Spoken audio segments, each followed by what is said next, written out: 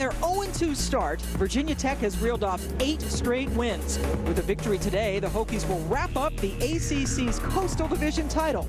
Miami is riding a 2-game win streak behind the strong arm of quarterback Stephen Morris. Today, the freshman signal caller faces his stiffest test. It's the Hokies and Hurricanes next.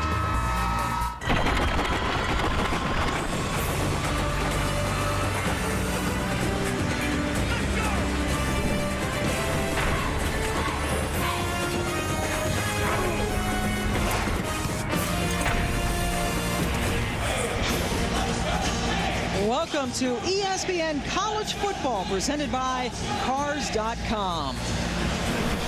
Today in Miami, a big matchup in the ACC Coastal Division as number 16 Virginia Tech takes on number 24 Miami on a beautiful 80-degree day here in South Florida.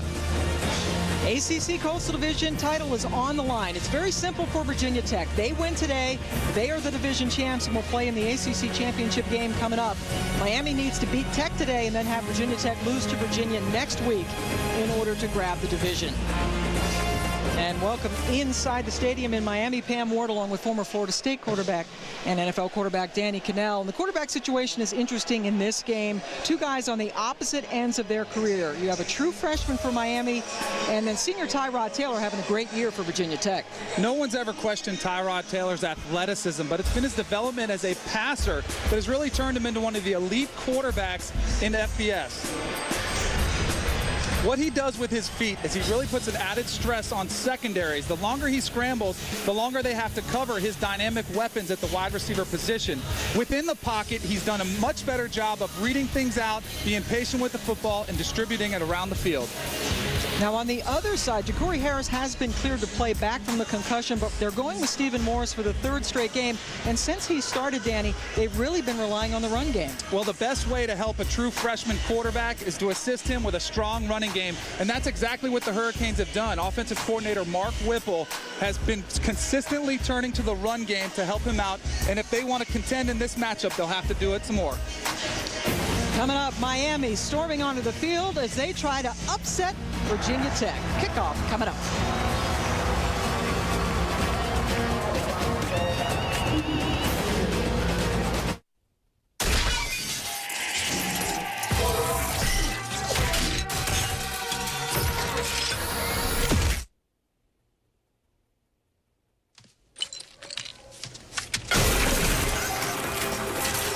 With DirecTV, you can start watching in one room, pause, and continue watching in any other room.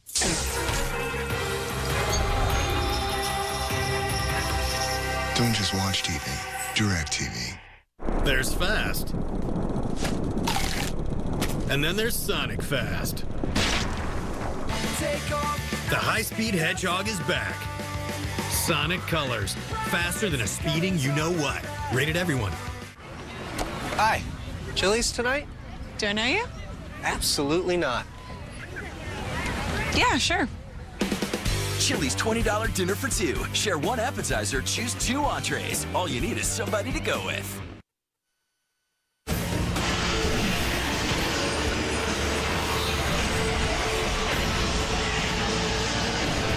Welcome back to Miami. Virginia Tech and Miami with a great series history. Let's go back to 2000. Ken Dorsey with 3 long touchdown passes as they took on Miami. Then Willis McGahee in 2002, a school record 6 touchdowns. Miami going 12-0 in that one. Virginia Tech getting it back in 04. Brian Randall with 2 touchdown passes as Tech won the ACC title and went on to lose to Auburn in the Sugar Bowl. Virginia Tech has won 10 of the last 15 meetings between these two schools, and here comes Frank Beamer onto the field.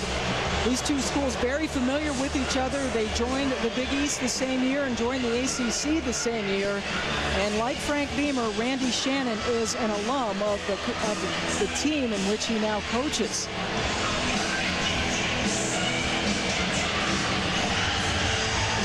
Frank Beamer, if he wins today, will tie Woody Hayes for ninth most wins in the history of the bowl subdivision, but he's not really thinking about that. No, I love that. That's what I love about Frank Beamer. We asked him about it yesterday. He played it off, said, you know what's more important?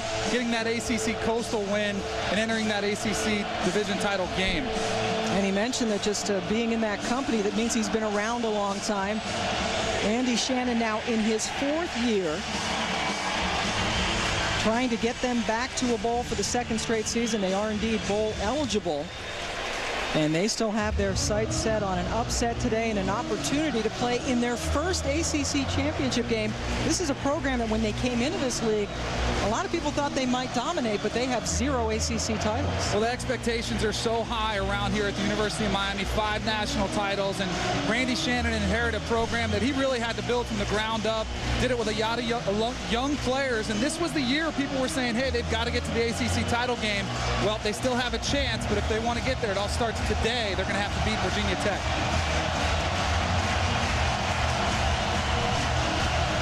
A fired-up crowd is on hand here at Sun Life Stadium, about 30 miles away, actually, from Miami's campus. And Miami wearing some special uniforms today. They're decked out in all orange with green helmets. Randy Shannon commented on them to us yesterday in his meetings, and there's a look at them. Nike coming out with some special unis. That green's a little funky, but you know what? Never underestimate the impact that could have on the players. Just a little new unis there, something to give them a little added excitement, a little added incentive. Virginia Tech won the toss, but they have deferred. Miami going to receive. Justin Meyer kicking off for Virginia Tech. These two teams with some similarities coming into this game defensively. The run game going to be very important in the decision of this football game. Clements and Johnson back deep. Virginia Tech coming out with the all-white helmets this afternoon.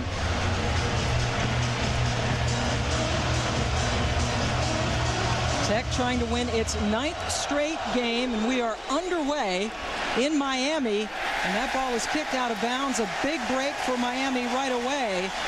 The opportunity to get the ball all the way out at the 40-yard line.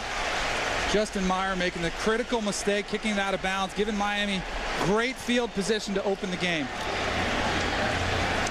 Stephen Morris, a true freshman from right here in Miami, making his 3rd straight start, 2-0 under him.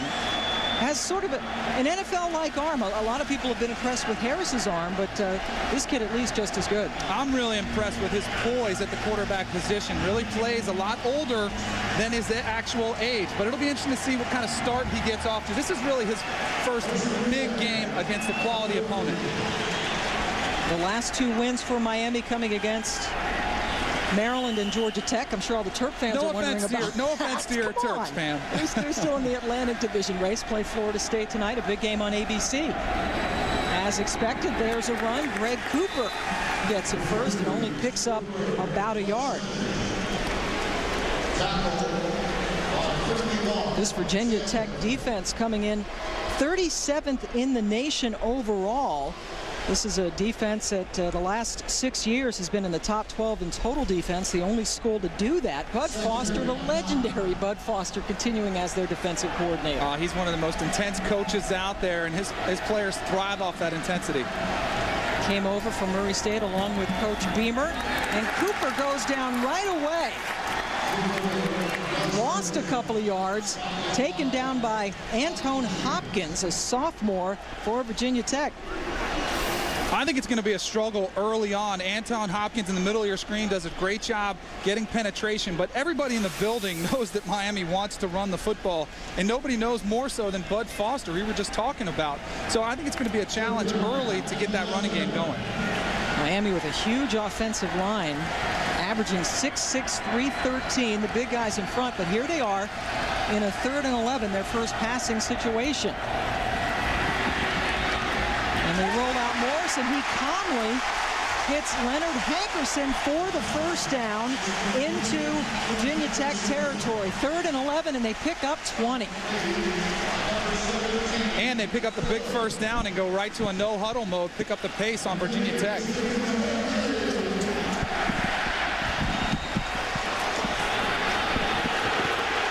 And then right away, Greg Cooper gets the football again. Well, you could really tell Virginia Tech caught off guard with that change of pace. We're having trouble getting lined up. The Canes came right up to the line of scrimmage, busted off a nice little run.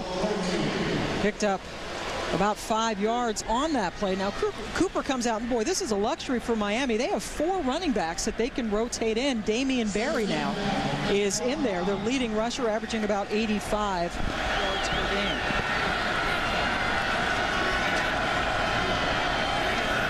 Virginia Tech showing some pressure, but another run, and it's a healthy one. First down and a whole lot more for Barry. 17 yards on that carry.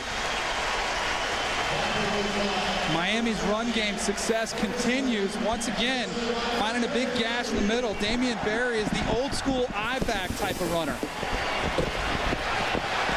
And Miami continues to get up quickly to the line of scrimmage in the red zone now. 7 yards for Damian Barry. Offensive coordinator Mark Whipple said that he wanted to get off to a strong start, and he's got to like the fact they converted the 3rd and long situation, and boy, they've rattled off some positive plays since then.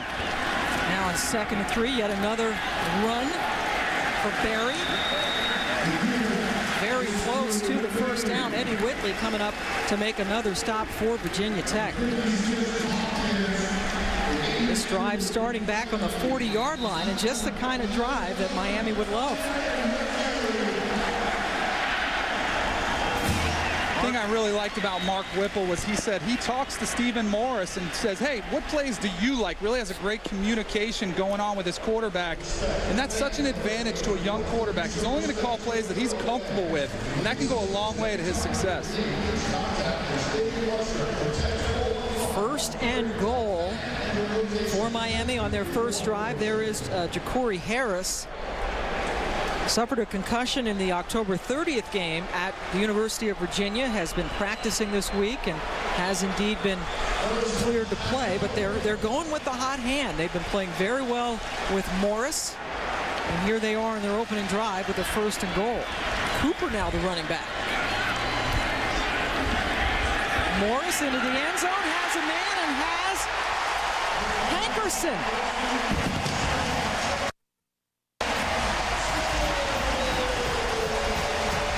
Leonard Hankerson, with that touchdown catch, has just passed Michael Irvin for the most touchdown catches in a season.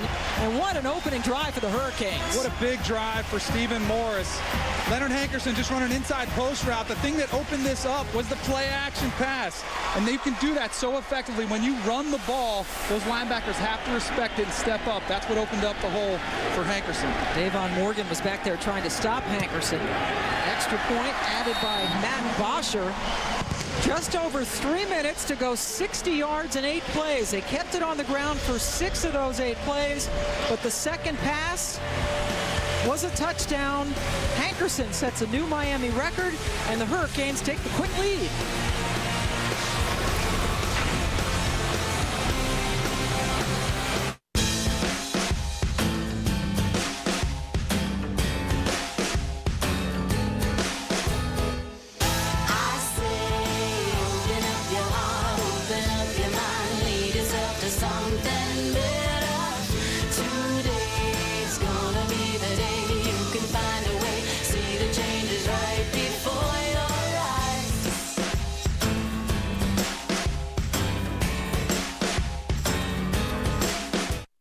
Beer and wine and cupcakes. I was doing the corporate grind like everyone else. But to be successful, I knew I had to be different. Ink, ink, ink, ink, ink. I mean, I love that card. It does things differently, too. Great customer service, going above and beyond to help me out as a small business. It's accepted in twice as many places around the world as American Express. And if I ever need to give my employees ink cards, they're free. Make your mark with ink. Chase what matters. Go to chase.com/ink. And now I'll turn it over to the Gecko. Ah, thank you, sir. As we all know, Geico has been saving people money on RV, camper and trailer insurance, as well as motorcycle insurance. Ah, sorry. Technical difficulties. What about this? What's this one do? Maybe that one.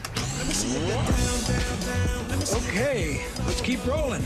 We run motorcycle insurance? Take 15 minutes to see how much you could save on motorcycle, RV, and camper insurance.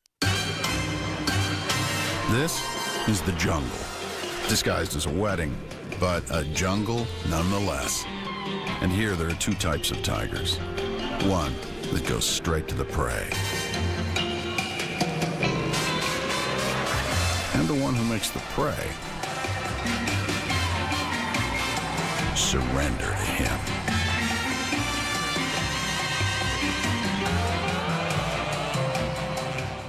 ESPN has a brand new channel, Goal Line. Every Saturday, we'll be your remote control, taking you around the country to see all the big moments live. Tomorrow, there'll be a new #1. ESPN Goal Line, Saturdays noon to midnight. College football in high definition is presented by Vizio.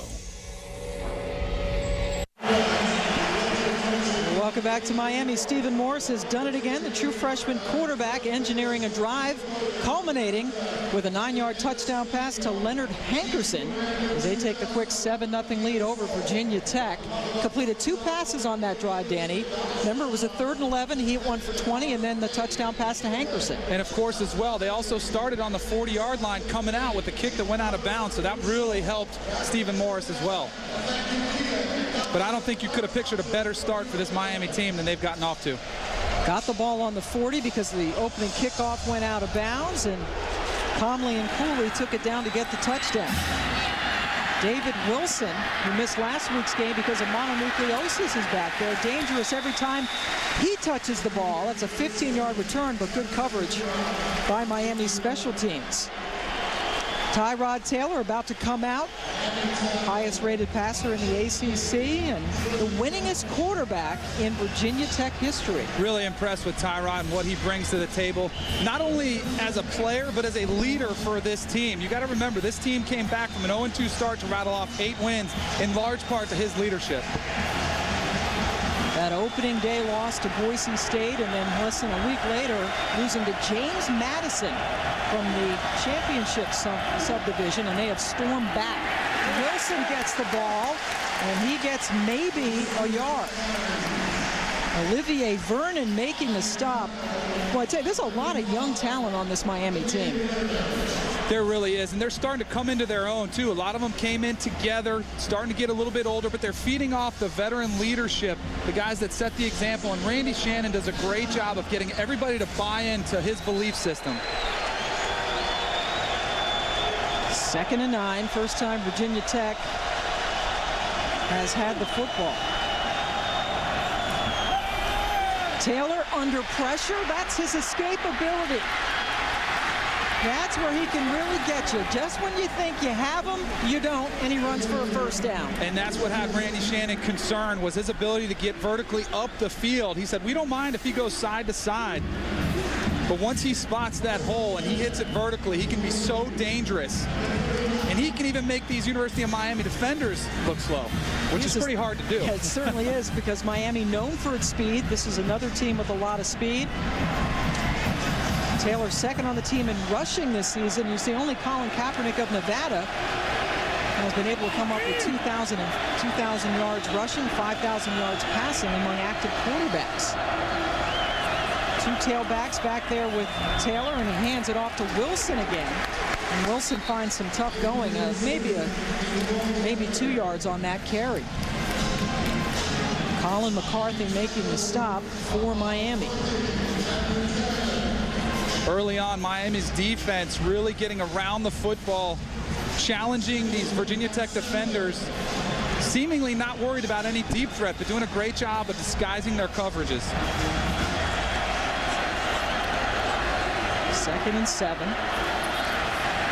Taylor, good call against the blitz, just a little screen, but Evans was unable to come up with it.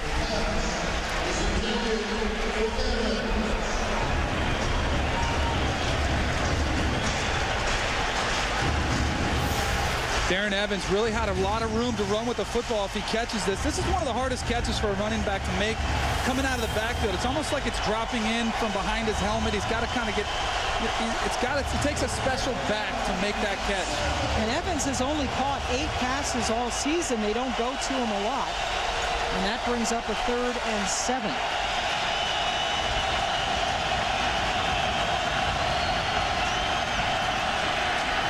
Taylor has to step up in the pocket, but cannot escape this time.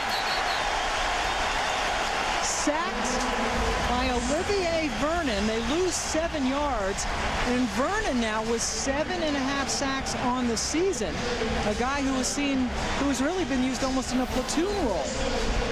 Olivier Vernon, one of the benefactors from the play of Alan Bailey, gets a lot of single matchups and really took advantage of it there. But his relentless pursuit was what allowed him to get to Tyrod. Taylor goes down. Saunders in to punt. Travis Benjamin waits just inside his 20. Benjamin had a punt return for a touchdown earlier this season against Ohio State. That's a nice high kick. And Benjamin reverses field and runs into his trouble and then loses the football. Benjamin trying to come up with a big play, instead loses the ball. Tariq Edwards, there you see him, number 24, a backup linebacker, comes up with the football. Benjamin gets it. He's one of those guys that's such a playmaker. He sometimes might try to do a little too much with the football. But here, watch number 33 does a great job stripping the football. And Virginia Tech, once they pursue it, they've got so many guys around there, they come up with a turnover early. Number 33 is Chris Drager, a starting defensive end, who had been suffering from a couple of concussions this year, back in there making a big play. Taylor sacked for the 2nd straight play. This time he loses the ball. And Miami gets it. Adewale Ojomo falls on the football. Give Marcus Robinson credit for the hit. Back-to-back turnovers. Here's one of the things I think you see a mature Miami Hurricane football team. You see the pressure on the quarterback. Ojomo gets the turnover. But the thing that impresses me is the fact that they kept their composure, didn't get rattled when they had the early turnover by Benjamin, and kept after the quarterback and made their own destiny. So the Virginia Tech offense with 4 plays. Miami's come up with 2 sacks. Then there was a run. Remember the drop pass, trying to hit on the screen. And Miami gets the ball right back at the 36. Little trickery downfield. And they have him. Travis Benjamin catching the pass from Stephen Morris all the way down at the 21-yard line. One of the oldest plays in the playbook, the flea flicker. Really took advantage of an aggressive Virginia Tech defense, but that's what happens when they have to respect the run. Cooper pitched it back to Morris. That was a 43-yard play. Flag comes down as Damian Barry is taken down around the 12-yard line. ACC officiating crew, Tom DeJoseph is your referee. Holding on the offense.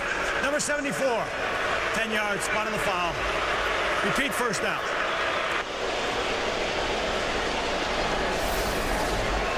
Let's look at the big play to Travis Benjamin. Look at the linebackers step up into the hole. They have to respect that run. And then Benjamin is one of the biggest deep threats for the Hurricanes. And Stephen Morris does a great job laying it out there, giving him a chance to make the play. Benjamin with a lot of speed. He was the young man who lost the ball on the punt return, so he's got to feel a lot better after making that catch. 1st and 19 after the holding call. Cooper with the football. Picks up about 6 yards. Wendell Gibson making the stop for Virginia Tech. Cooper, a senior out of Memphis, was the leading rusher last year, but has given way to other running backs. He is out. Damian Berry back in. Stepping up into the pocket, Morris picks up about 3 yards on that play.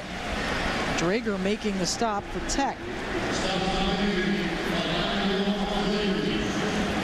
Morris, quite a story. He was really earmarked to be redshirted this year, but because of injuries, Corey Harris got hurt, also Highsmith, Alonzo Highsmith, another quarterback. They had to press him into action. I don't think they could have imagined this kind of success from the true freshman, but here he is facing a 3rd and 9.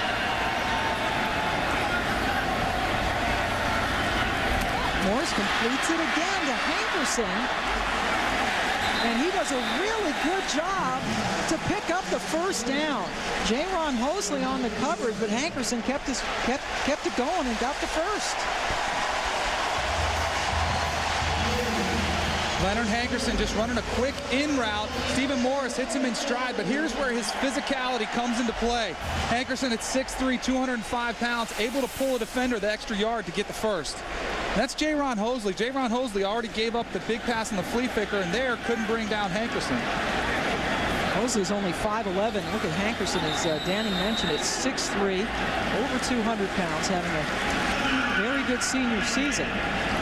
Timeout taken by Miami.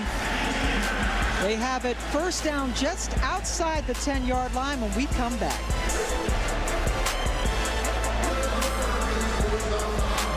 From an early age, Timothy Richmond understood that with knowledge comes confidence.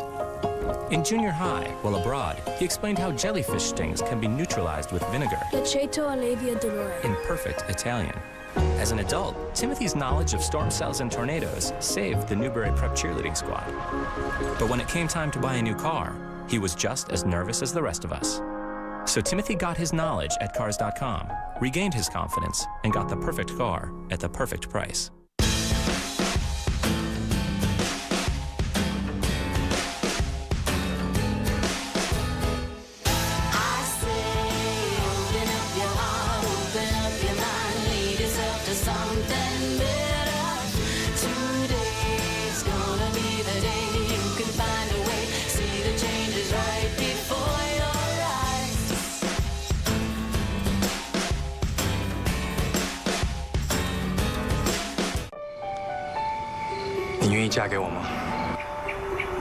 ¿Te quieres casar conmigo? Will you marry me? Before saying those words, there's one word every man should know. Leo.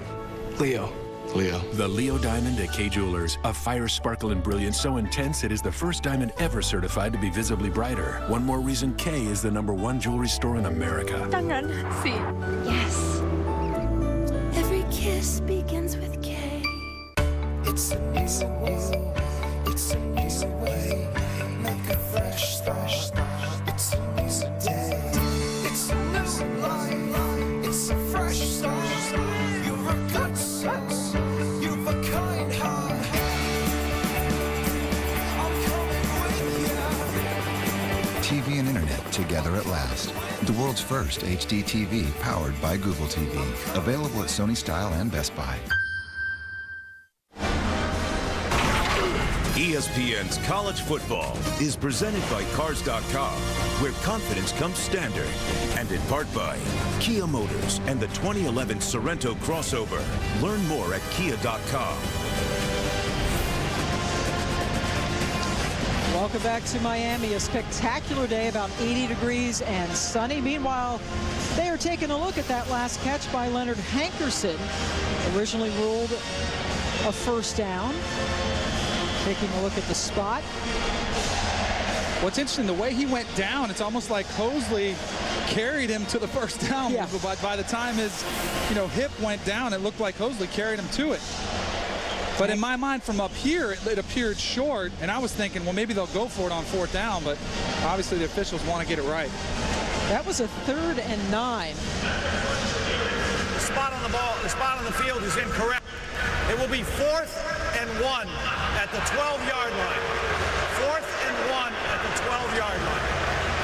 And there it was. It did appear short from up here. Now the Hurricanes have a decision to make here. Mark Whipple discussing it with his offensive lineman.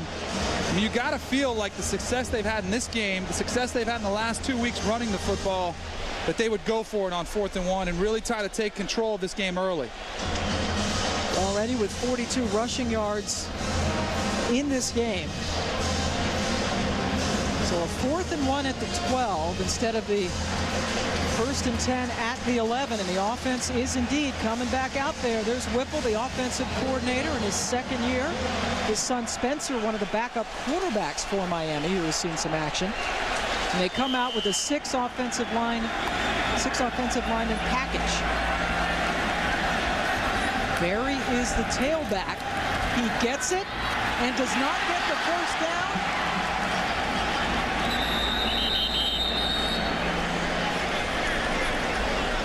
At least initially, it looks like they did not get it.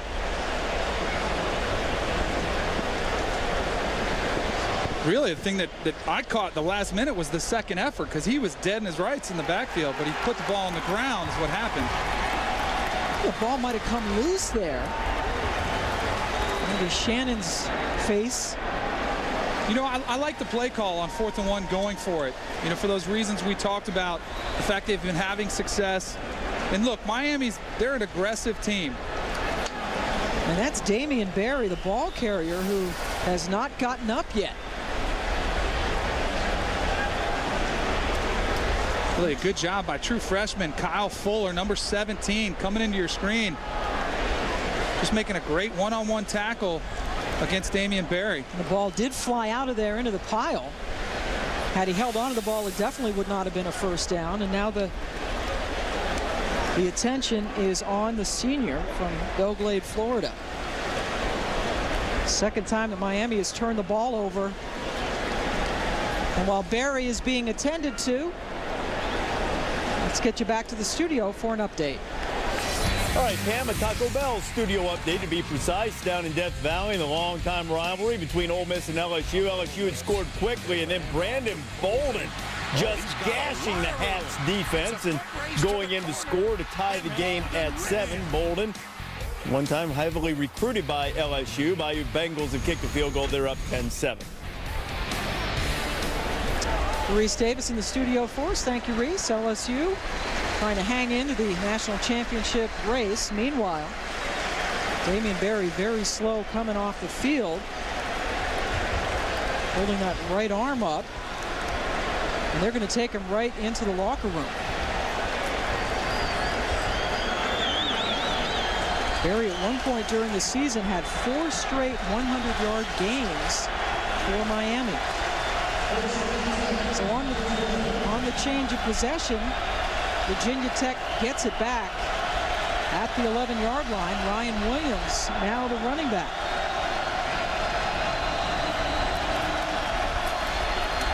Williams gets it and powers his way up to the 16-yard line, picked up about 4. Colin McCarthy making the stop for the Hurricanes.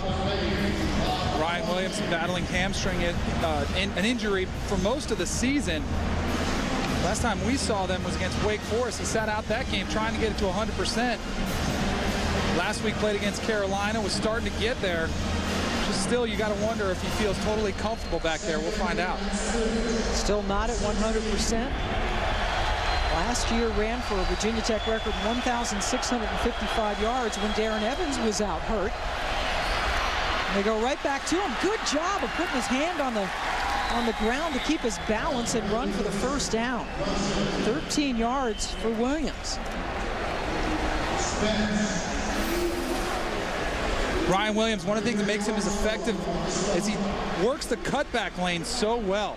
When you get a team like Miami who does tend to over-pursue sometimes, those cutback lanes will provide some extra yardage. Williams picking up the first down. Marcus Robinson, the defensive end who forced a fumble earlier in this game on the punt return, is now slow getting up.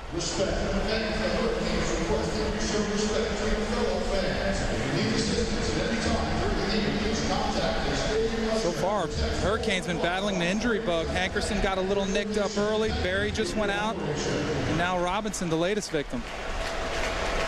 Favoring the left leg as he comes off the field. One thing you will say about Miami is they have some depth, especially at the running back position, but also on their defense as well. 6:09 to go in the first. Miami scored on its first possession. Stephen Morris hitting Leonard Hankerson with a 9-yard touchdown.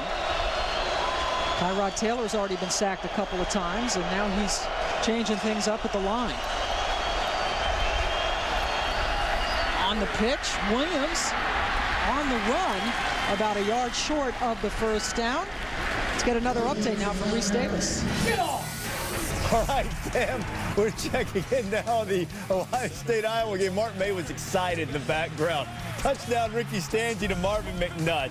Iowa trying to give Ohio State its second conference loss. Wisconsin and Michigan State have already won today. And, of course, Ohio State also with just one loss in the Big Ten. Iowa trying to come back from that loss to Northwestern last week in the final minute, getting an early lead on Ohio State. I really like Ricky Stanzi. I think he's going to have an outstanding career at the next level. You had him in your top 5 Heisman guys for a while this season. Taylor in a mess of trouble, and he goes down for the 3rd time already.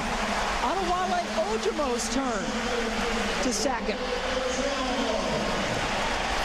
This is something that Tyrod Taylor is not used to, having guys in his face, but Miami doing a great job getting penetration.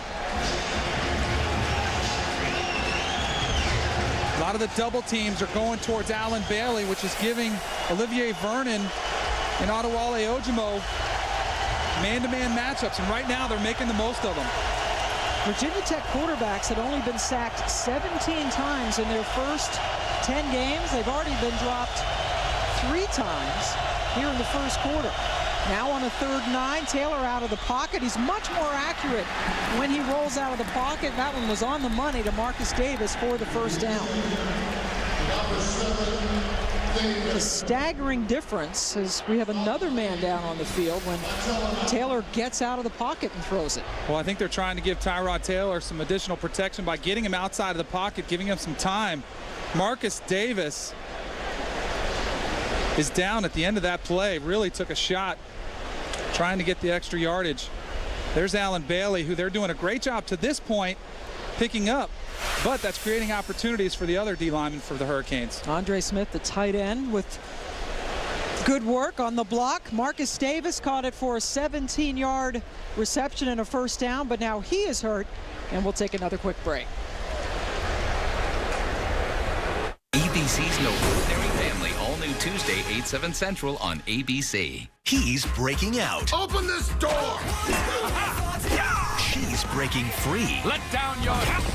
In 4 days, their adventure has everything totally tangled. Rated PG. Wednesday in 3D.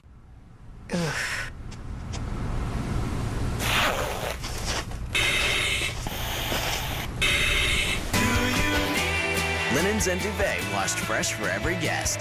Real value from your friends at Hampton.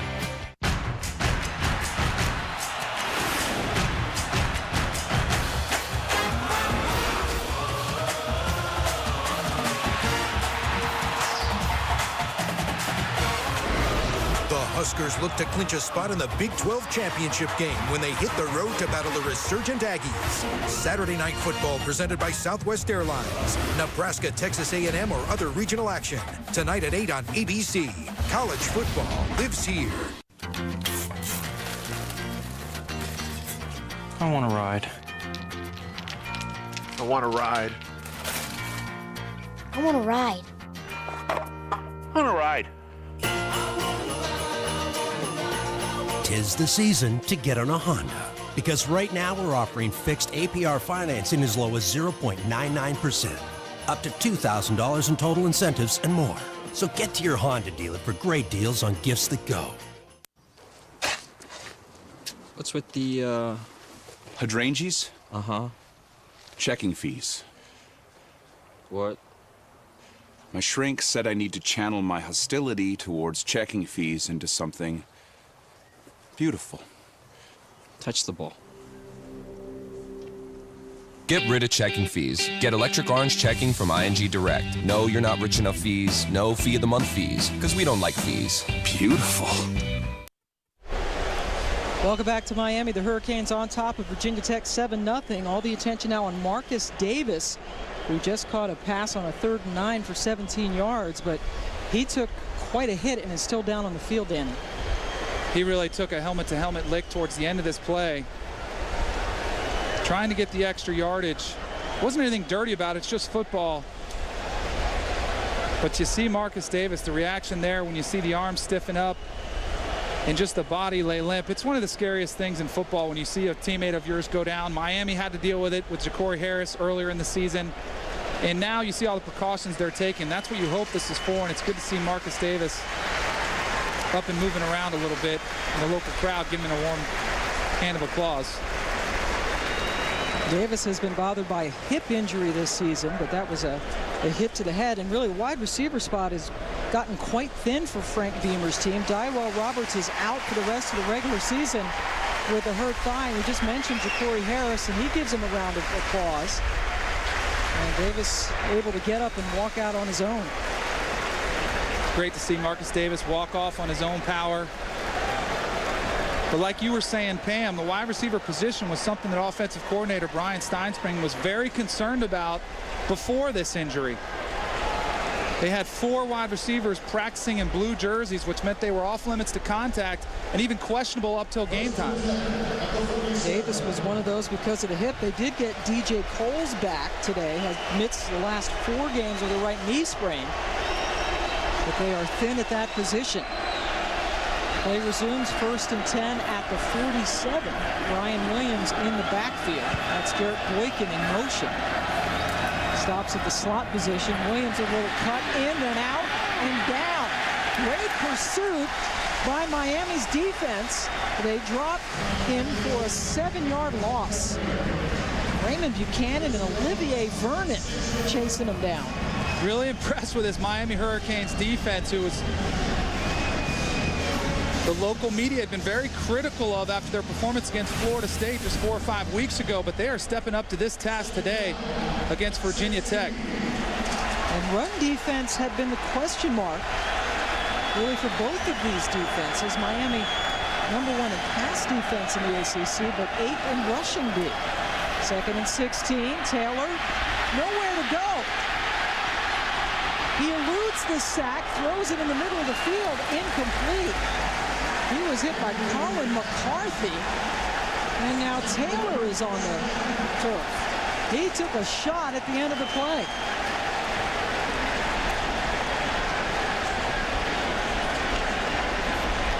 Frank Beamer is out to personally check on it. Second time in a row he's had to come onto the field. Tyrod Taylor extending the play like we talked about. Probably would have been better served here throwing the football away, but what was dangerous? See him leave his feet there?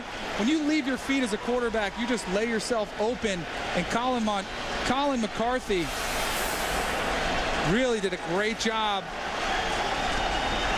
with the pressure on Tyrod Taylor. So Taylor is out, at least for now. Logan Thomas, a redshirt freshman who has thrown 24 passes this season, comes in on a 3rd and 16. Got quite a bit of time against Wake Forest in a blowout earlier this season. Even caught a touchdown pass in that game, but really has not seen any extended action at the quarterback position. And Taylor a little woozy over on the sidelines. Big guy at 6'6", 242. He's in there on a 3rd and 16. He has time over the middle, has a man open, and he finds Danny Cole, and then Cole takes a hit and loses his helmet, but holds onto the football. How about Logan Thomas off the bench with hardly any warm-up time? I mean, it wasn't like Tyrod was down. He was getting to throw on the sideline, steps right into the game, delivers a bullet down the middle of the field. Really impressed with that throw. Great protection here, something Tyrod hadn't got to this point. But Danny Cole just splitting the middle of that defense. Von Telemack coming up later with a big hit. Actually took off Cole's helmet. Brian Steinspring in his 9th year as the offensive coordinator for Virginia Tech, 18th year on the staff. And boy, 3rd and 16, and the young man comes in and completes one for 24. Taylor's back in, completes one underneath to his tailback, Ryan Williams. Picks up 7 on that play. Saturday Night Football tonight. Regional action. Most of you will see Taylor Martinez and the Cornhuskers take on Ryan Tannehill and Texas A&M. Saturday Night Football presented by Southwest Airlines at ABC at 8 Eastern. Others will get Florida State, Maryland, or USC, Oregon State.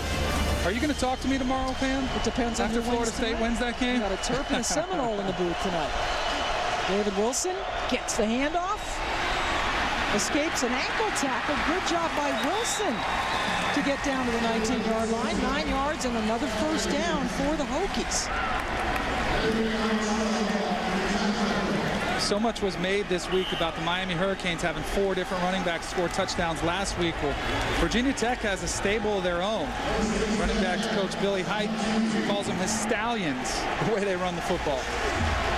Wilson going out, Ryan Williams back in. Freshman All-American last year, filling in more than admirably for Darren Evans. Back to Williams. He goes up the middle and carries a couple of guys down to the 13-yard line, including Sean Spence.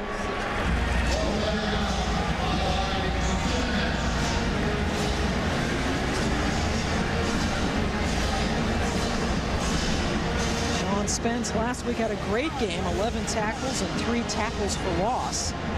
Miami won at Georgia Tech 35-10.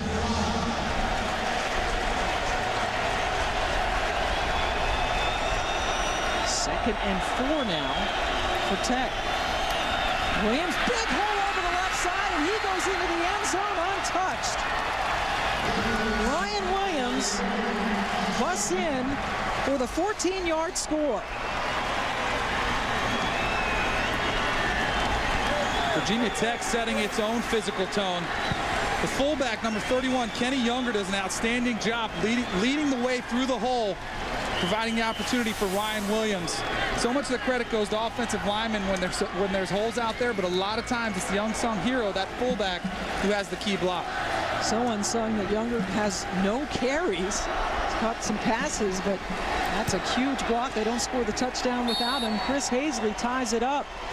An 88-yard drive. Logan Thomas got the headphones back on his head, but came in there and hit a huge play on a 3rd and long. I think even he's shocked at the play call that came on when he was in the game. Brian Steinspring, very aggressive. I mean, I was a backup quarterback for most of my career in the NFL, and if I had to go in on that late notice, a lot of times it would be a draw or a screen until the starter could come back in. But very aggressive play call, and Logan Thomas stepped up and answered the bell. And that led to the touchdown. Ryan Williams taking it in. Just the ISO play. Kenny Younger picking up Raymond Buchanan. And really, that's a matchup that's going to be a long one for Raymond Buchanan if he has to deal with Kenny Younger all afternoon. But, Pam, the thing that's impressed me about this game so far is everybody talks about the physicality of the SEC. This game right now, the way it looks on the field is if there's 2 SEC teams out there. They're playing very physical football. Not only that, but you've got a tremendous amount of speed on both sides of the ball. Already had quite a few stoppages for guys that have taken hard hits. Williams scoring his 6th rushing touchdown of the season, tying this game up at 7. Justin Meyer in to kick it off. Clements and Johnson wait for it at the goal line. Clements takes it about 4 yards deep in the end zone and decided to take it out. Gets it out to about the 25-yard line. Storm Johnson, who was back there with him, you might have saw him, told him to stay in the end zone, but he decided to take it out, and he got it all the way out to the 25. Some first quarter stats as it is winding down. Virginia Tech, they've seen their quarterback Tyrod Taylor sacked 3 times. We've had 3 turnovers, but we're all tied up. Yeah, it's a very evenly matched game so far. Both teams have faced their share of adversity, but both have responded pretty well to this point. Lamar Miller's turn to be in at tailback. As Danny mentioned, 4 running backs scored touchdowns last week against Georgia Tech, and now Miller gets the carry, and he finds some running room. Out to the 32-yard line, Jaron Gaveo-Winslow making the stop after a 7-yard gain. True freshman Stephen Morris still at the helm, trying to lead Miami to its 3rd straight win. The coaches have been so impressed with his poise and calm demeanor. This time Miller goes down just about as soon as he got the football. Stephen Friday, 5th-year senior out of Hampton, Virginia, dropped him for a 1-yard loss. Friday, one of 8 graduates playing for Frank Beamer's team as the first quarter comes to a close. Leonard Hankerson with the touchdown catch. Touchdown run for Ryan Williams. We are all tied up after 1 in Miami.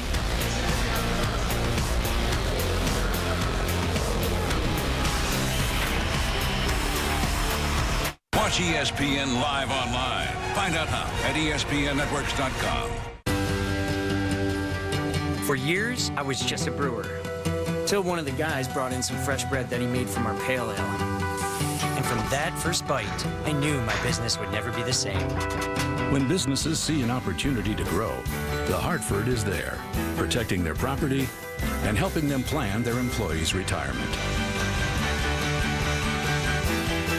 Beer or bread? See how The Hartford helps businesses at AchieveWhat'sAhead.com. $15.99 doesn't get you much at other restaurants. But at Dave & Buster's, $15.99 gets you the Eat and Play combo. Get a $10 game card and your choice of 8 delicious entrees. Why just eat when you can eat and play at Dave & Buster's? Mom, new shoes? Old legs. PAD, the doctor said. PAD. PAD isn't just poor circulation in your legs causing you pain. It more than doubles your risk of a heart attack or stroke. I was gonna tell you. If you have PAD, Plavix can help protect you from a heart attack or stroke. Plavix helps keep blood platelets from sticking together and forming clots, the cause of most heart attacks and strokes. Call the doctor about Plavix, please. I will. Certain genetic factors and some medicines such as Prilosec reduce the effect of Plavix, leaving you at greater risk for heart attack and stroke. Your doctor may use genetic tests to determine treatment. Don't stop taking Plavix without talking to your doctor, as your risk of heart attack or stroke may increase. People with stomach ulcers or conditions that cause bleeding should not use Plavix. Taking Plavix alone or with some other medicines, including aspirin, may increase bleeding risk. So tell your doctor when planning surgery. Tell your doctor all medicines you take, including aspirin, especially if you've had a stroke. If fever, unexplained weakness, or confusion develops, tell your doctor promptly. These may be signs of TTP, a rare but potentially life-threatening condition, reported sometimes less than 2 weeks after starting Plavix. Other rare but serious side effects may occur. Talk to your doctor about Plavix.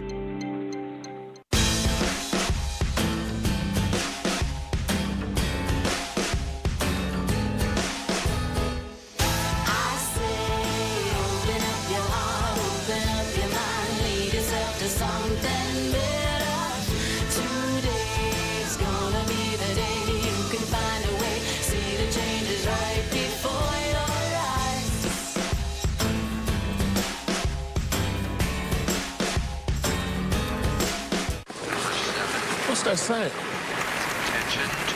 Shut your eyes. High Life Light here. Get your High Life Light. Are they really trying to serve the High Life Light here?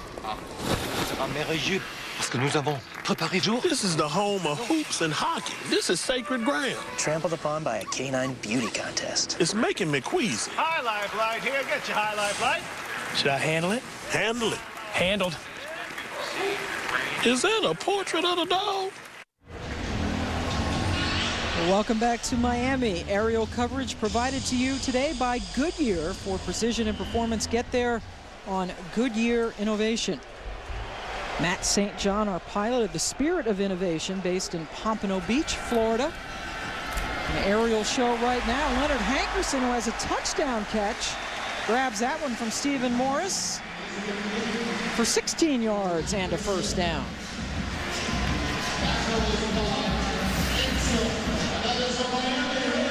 Hankerson cram across in motion, which created the mismatch in the middle. Another quick play. Mike James dragged down from behind Eddie Whitley had a hold of his jersey, but that's 19 more yards for the Canes. So far, some of their most effective running has come on the quick huddle offense. They come out. Virginia Tech is having a tough time getting lined up. And then these backs, Mike James is so fast getting through the hole. I don't think Virginia Tech is used to seeing this speed. Fast and physical, little play action. Morris in trouble and is able to dump it out to James. And James is able to make a positive out of a negative. Fuller with the stop. But boy, you got to be impressed by Morris, the true freshman. You really do. This is what he does. Buys a little extra time. You think he's down in the grass, a guy hanging on his ankle, knows where his outlet is. That's what impresses me. Presence of mind to find his check down, get it to him, avoid a bad play. Stephen Friday bringing the pressure, and again, Morris started out as the 4th string quarterback. They wanted to redshirt him, but he's been pressed into action and is 2-0 as a starter.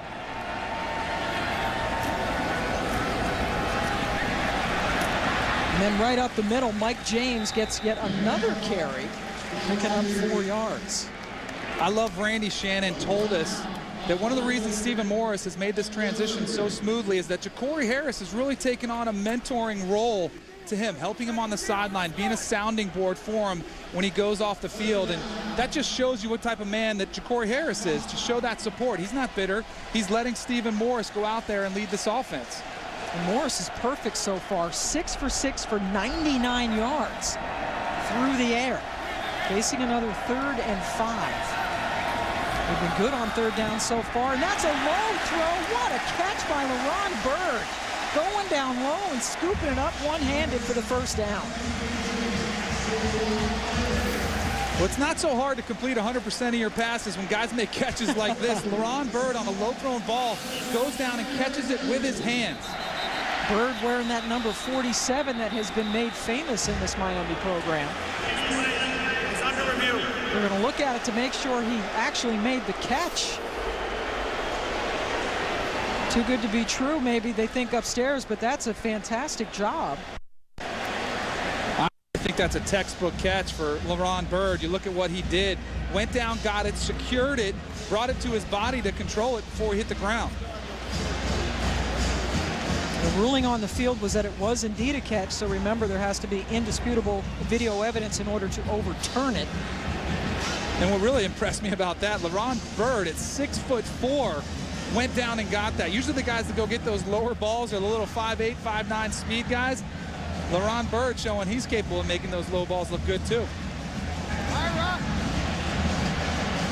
Randy Shannon said he called LaRon Byrd out in a meeting and said, hey, you know who else wore that number before you? And LaRon Byrd said, yep, Michael Irvin, Otis Anderson. You know, and so Randy Shannon said, hey, wear that with a lot of pride, but also remember, somebody else is going to wear that jersey after you, but no one can take away an ACC title, using that as a motivating factor for these players. Randy Shannon was a player himself here at the University of Miami. The ruling on the field stands. Did not take them long upstairs to get the call correct. Terrific catch by number 47, LaRon Byrd, a junior out of the state of Louisiana. Frank Beamer and his defensive coordinator, Bud Foster, I mean, Bud was talking about how they want to force the young quarterback into 3rd and longs, and he has been perfect today. Of course, helped out on the 3rd and long by the backup quarterback on the other side, but boy, Stephen Morris has been terrific. This time he rolls out, has time, throws against the grain, high, and Asante Cleveland almost tipped it to himself. So finally, Morris misfires on a pass. Well, it all comes down to the final race of the season as the championship is on the line. Winner take all between Denny Hamlin, Jimmy Johnson, and Kevin Harvick for the NASCAR Sprint Cup Championship. The 400 at Homestead, Miami tomorrow at 1 Eastern on ESPN. Coverage begins with NASCAR Countdown at noon on ESPN2. That long NASCAR season, and it all comes down to that race. 2nd and 10 after the incompletion. Back to the ground, Mike James. Taken down around the 17-yard line, picked up 3. There are many scenarios to win the NASCAR Sprint Cup Championship. The most obvious and the easiest is if you win, you win. Exactly. But I want to see if Jimmy Johnson can continue that streak. I love how he came out and said, hey, I don't have any pressure on me. Pressure's on everybody else. I'm the guy with all the titles. You don't want to miss that final race tomorrow from nearby here at the Homestead Miami course. Here's another third down. Miami's 3 for 4 on third down so far this afternoon. 10th play of this drive.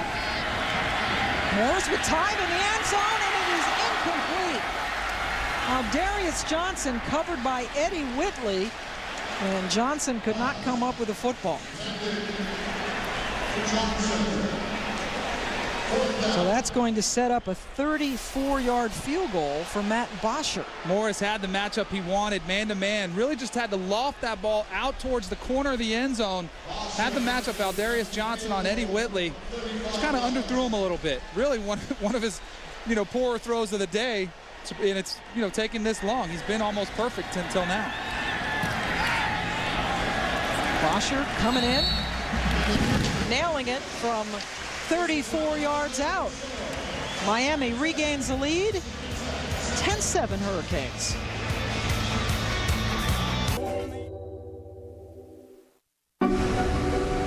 When business schools teach you to worry about the bottom line and nothing else, this is what happens to the planet. But when you're in a learning environment where you're surrounded by people who want to make a difference, you come away knowing you can solve any problem. My name is Sean Blankenship. I'm making the electric car more accessible, and I am a Phoenix. Going forward, faster, never looking back. Going up, taking up,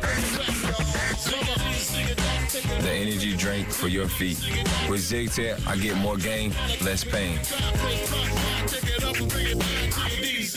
Every day you check the weather, check the time, check the news online, check the wife, check the kids, check your email messages, check the money in the bank, check the gas in the tank, check the flavor from your shirt, make sure your bits don't stink. Check the new hairdo, check the mic 1, 2, cause I'm about to drop some knowledge right on top of you. You check a lot of things already, wanna add one more that can help your situation for sure.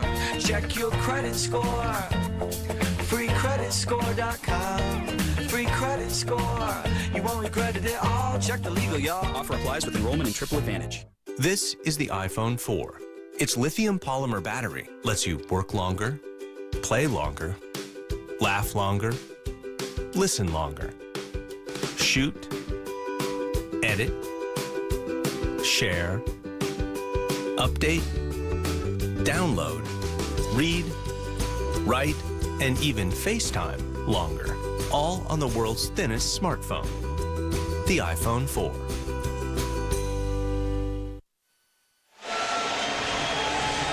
Well, welcome back to Miami. Ja'Cory Harris still out, cleared to play, has missed the last couple of games with a concussion, and there he is with Stephen Morris talking to offensive coordinator Mark Whipple. And Harris, as Danny mentioned earlier in this game, really has been terrific with the young man as far as helping him along, and Miami, with the Bosher field goal, has retaken the lead here at 10-7.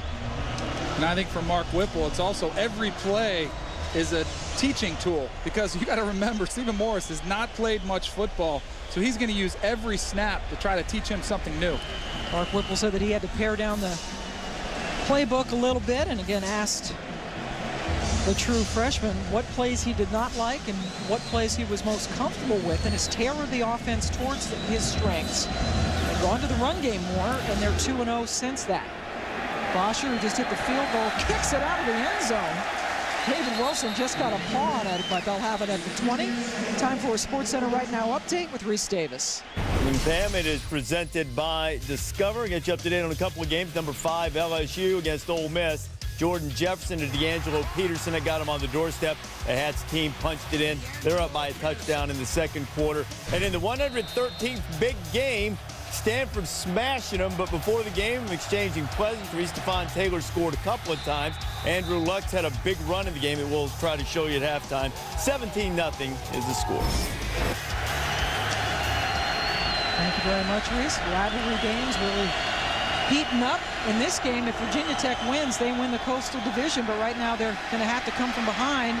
Taylor using his feet to pick up about 3 yards. And a flag is down way back in the defensive backfield.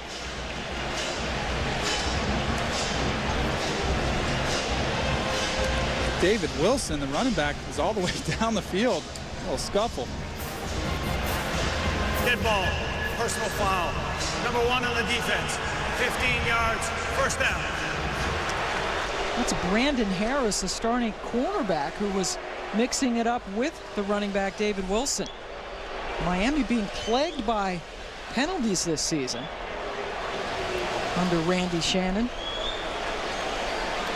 And Randy Shannon, you can see the look on his face, not happy at all with Brandon Harris. In fact, as of a couple of weeks ago, after the Maryland game, Miami dead last in the nation with most penalties per game, and that one was, to say the least, well away from the play. So it gives Virginia Tech a first down at the 39.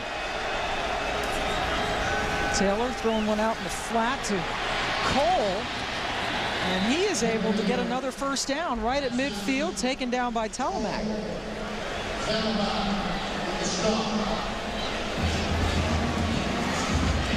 After a little bit of a sloppy start for Virginia Tech, they've really picked up the pace, found a rhythm. In spite of all the hits that Tyrod Taylor has had to take, and just showing a lot of maturity, and Frank Beamer is a great calming presence on the sideline for them. Taylor sacked 3 times in the first quarter and also was knocked out for a play, but during that play, Logan Thomas converted on a long third down. Now the throw downfield just past the outstretched fingertips of Austin Fuller as a flag comes in. DeMarcus Van Dyke, there you see him, number 8, was on the coverage.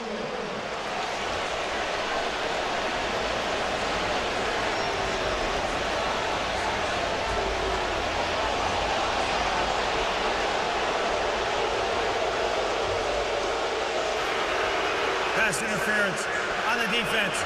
Number 8, 15 yards, automatic first down. Here's why Tyrod Taylor took the shot, the press coverage. Miami so far very aggressive, and boy, I don't know about that play call. There's a little bit of hand contact right there, but both players making a play on the football. A little surprised at that penalty. You got to let him play football at some point. Yeah, it looked like Fuller had a grab of his arm, and of course catchability also is supposed to be a component of pass interference, but that's a big penalty. That's 30 yards of penalties on this drive by Miami. And that's a first down at the 36 in Hurricane territory. Taylor on the roll. Here comes the pressure from McCarthy. And Taylor was able to get away from it. The pass, though, incomplete as he was looking for Boykin.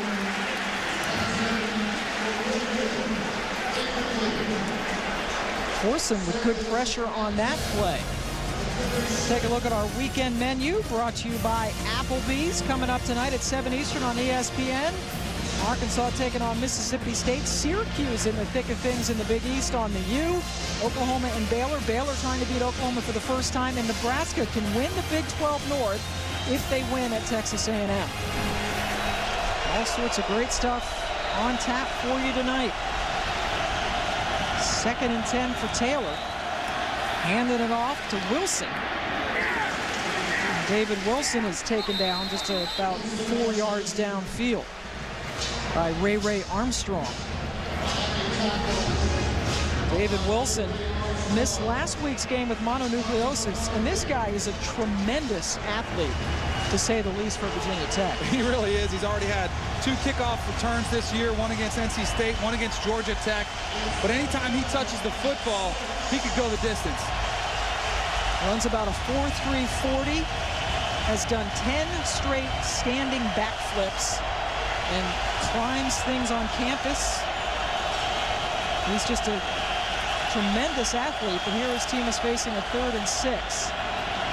Miami brings the blitz with McCarthy. Taylor has Cole, and it's incomplete. That ball really almost intercepted. Brandon Harris was able to get in there.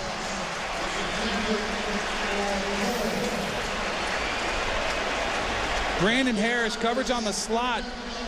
Cole actually had a step on him, but Brandon Harris showcasing his speed and ability to get back to the defense. A field goal attempt coming up, celebrating its 6th year sponsoring the Good Hands Field Goal Nets. Allstate makes contributions to participating universities, general scholarship funds for each field goal and extra point kick, so far contributing more than $2.3 million.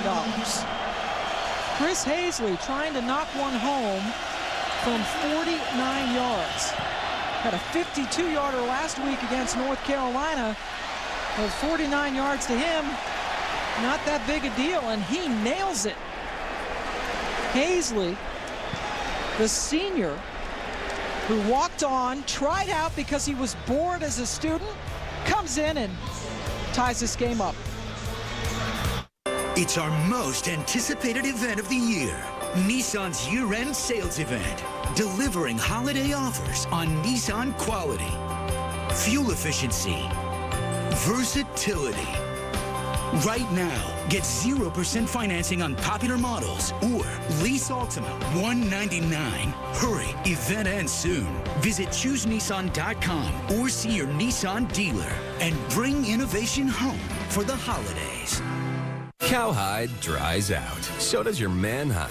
Regular Men's body wash can dry out your skin.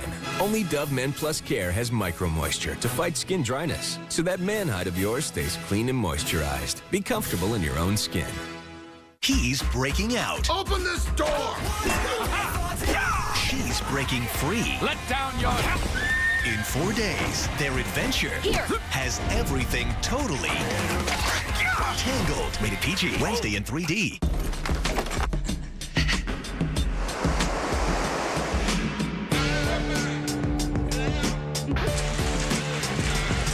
It's like a blast of hydration to your face. New Schick Hydro, the water-activated gel that hydrates your skin as you shave and lasts up to twice as long as ordinary strips, while 5 blades with skin guards smooth the skin to reduce irritation. It's the best shave for your skin. The new Schick Hydro. Free your skin.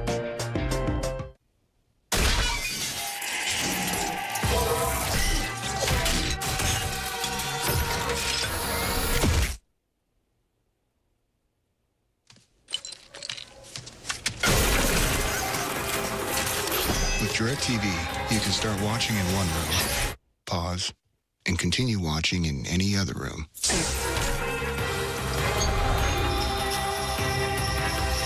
Don't just watch TV, DirecTV.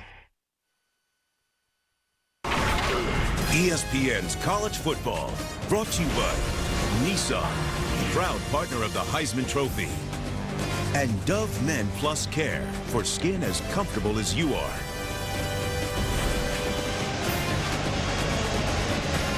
Welcome back to Miami. Another beautiful day, great beach day, about 80 degrees and sunny. Chris Hazley just hitting a 49-yard field goal to tie this game up at 10 apiece. Last week he kicked the school record 52-yarder against North Carolina. He's 5 for 5 from 40 yards plus this season, 18 for 19 overall. And on that last drive, Tech went 48 yards, but 30 of those yards came on Miami penalties. 8 rush yards, 10 pass yards, 30 penalty yards to tie this game up. Kick taken, a couple yards deep in the end zone by Storm Johnson. And Johnson is taken down after a 31-yard return. Let's get an update on Northwestern and Illinois from Reese Davis. Pam, at Wrigley Field, the wind's blowing out because they're scoring in bunches. Little trickeration that Illinois attempted. This is Eddie McGee, the former, sometimes now quarterback, throwing it right to Brian Peters. He's running for the right field wall. You're not supposed to score that way. They're only going one way. It counted 24-14. Northwestern just had a big punt return. They're about to score again. It's on ESPNU. Iowa and Ohio State. Hawkeyes up 4. Thank you very much. Good job putting on the brakes on that interception return for a touchdown. Pass intended for Hankerson offline.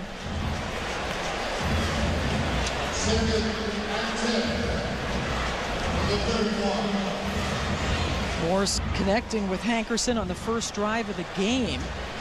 Stephen hit his first 7 passes, but is misfired on his last 3.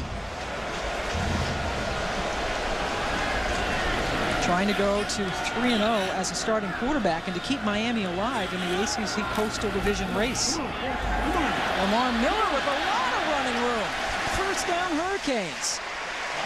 Davon Morgan able to get him down. Patrick Hill, the fullback, coming up with another big block. Earlier in the game, we saw Virginia Tech's fullback getting in the action, but right there, Patrick Hill, the Canes fullback, showing he's perfectly capable of leading the way from Lamar Miller. Hill really does look kind of like a bowling ball out there at 5'9", 255. Here's Miller again, picking up 7 more yards. Devea Winslow making the stop on Miller. As expected, 4 running backs being interchanged by Miami this afternoon. 2nd and 3 right from midfield.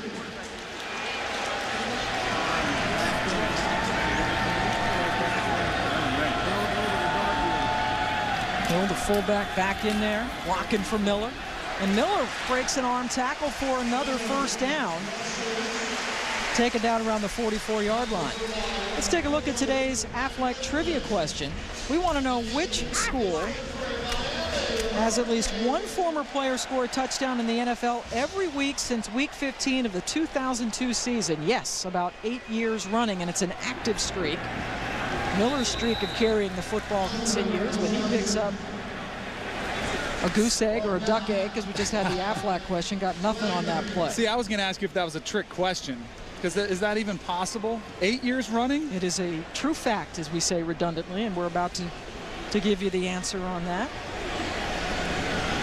Randy Shannon with that serious look on his face. Stephen Morris during last week's game actually was standing next to his coach and told him to lighten up a little bit on the sidelines. Said, you can loosen up a little, coach. And Randy told us that Morris isn't the only one who tells him that. Mike James standing beside Morris, who decides to throw it right at the first down marker. But Benjamin stepped out right before the sticks. Mosley inducing him out of bounds.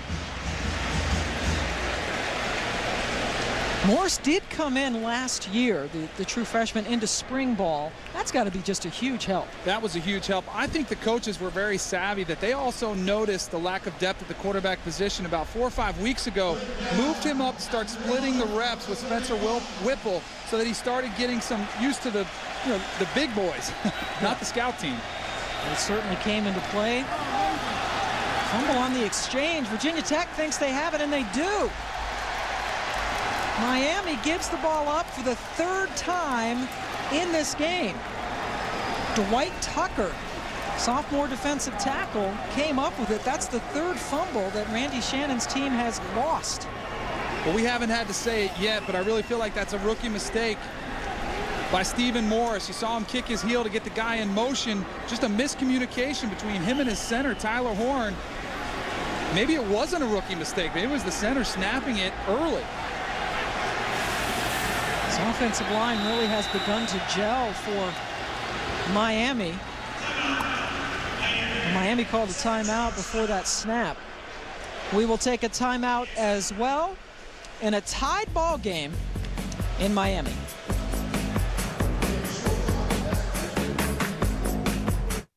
The American Music Awards, live Sunday on ABC.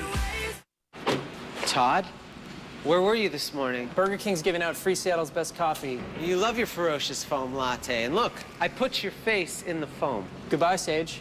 Get a free cup of Seattle's best coffee every Friday morning in November at BK.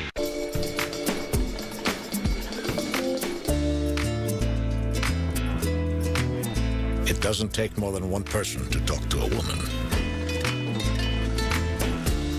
Stay thirsty, my friends. Are things different now that I'm not crushing quarterbacks every Sunday? Yeah, a little bit. But I still have a taste for greatness. So I love Dr. Pepper. The taste of these 23 flavors can never be equaled. Like me. Pizza for McNabb. I got it. Donovan. Mike? What, man? Come on, Mike, man. Still got it. There's nothing like a pepper. Trust me. I've sent people to the doctor. I'm either free or I'm fired. The decision of John Cena's career. If Wade Barrett beats you, I am out of Nexus. But if you beat him, I'm fired. I don't know what I'm going to do. Randy Orton defends the WWE Championship against Wade Barrett with special guest referee John Cena. Free or fired. Plus, Edge battles Kane for the World Heavyweight Championship. WWE Survivor Series, live Sunday, November 21st on DirecTV pay-per-view. I want to ride. I want to ride. I want to ride. I want to ride. Tis the season to get on a Honda. Because right now we're offering fixed APR financing as low as 0.99%. Up to $2,000 in total incentives and more. So get to your Honda dealer for great deals on gifts that go. Welcome back to Miami, where Tyrod Taylor has been hit often today. Well, not only has he been sacked 3 times, but it's the hits after he throws the football. But sometimes those hurt the worst. But Miami's pass rush has been relentless all afternoon. You really got to give them credit for getting after Tyrod Taylor. Taking him down 3 times, and as Danny mentioned, a lot of the other hits, including one that knocked Taylor out for 1 play. Usually guys, he is their second leading rusher, but because of the 3 sacks and the negative yardage this afternoon, Darren Evans gets the carry on that play, picks up 3. Miami has more than twice as many yards as Virginia Tech, but because of those 3 lost fumbles, we have ourselves a tie football game.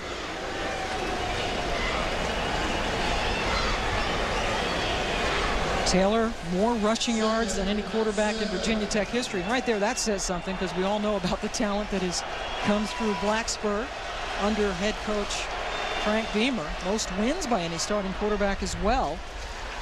Darren Evans with another carry, stopped about a yard short of the first down by Sean Spence.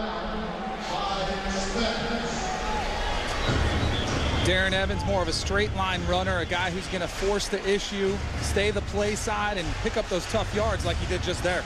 Missed all of last year, hurt his knee in the preseason. Had over 1,200 yards in 2008. Then Ryan Williams came in last year and had over 1,600 yards. 2 tight end set now on 3rd and 1. Evans right up the gut. First down with interest all the way down to the 44-yard line. Needed a yard but got 13. Joe Nicholas got him well downfield. Well, just when I said Darren Evans wouldn't cut it back, sure enough he does right here, but finds the huge hole provided by his offensive line. Bo Warren, his center, really picked up a great block opening up that gap. Warren, one of quite a few Virginia Tech linemen. He came in as a tight end. His father played, Donnie was a tight end in the NFL, a lot of years with the Redskins. 4 receivers in on this set, and they run it again, this time with Evans. Once again, picks up 4. Let's go back to get another update from Reese Davis. All right, Pam, on ABC, Ohio State and Iowa, huge Big Ten implications here. Buckeyes down 7-3 late in the half. Terrell Pryor buys a little time, and he has Torian Washington wide open. But he threw it into traffic. He waited way too long to get rid of it. Micah Hyde with a spectacular interception off the deflection. Hawkeyes up by 4 at the break. Good one going on in the Big Ten as anticipated. Thank you. Thank you, Reese. Ricky Stanzi, 13 of 17 for over 100 yards there, Danny. That's your boy. Good defensive pursuit that time on Evans. Raymond Buchanan taking him down for a 3-yard loss. It's really tough to get to the outside on a team with the speed like Miami has. Raymond Buchanan, also Vaughn Telemack, the safety, came up. The great job assisting on the tackle. Brings up a 3rd and 8 for Virginia Tech. 3 receivers in there for Tyrod Taylor.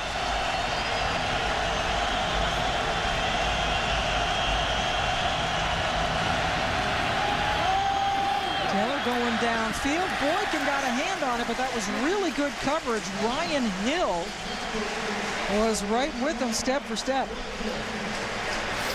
Not a surprise that Tyrod threw it to Jarrett Boykin. Brian Steinspring said that's his guy when they need a play. They usually find a connection between each other, but a great job by Ryan Hill breaking up the pass. And as good as Chris Hazley is as a field goal kicker, well out of his range, Ryan Saunders coming in to punt it. Would have been a 59-yarder. Pass hit from 52, but they decide to punt it away. Saunders trying to get it to stop short, but it bounces into the end zone.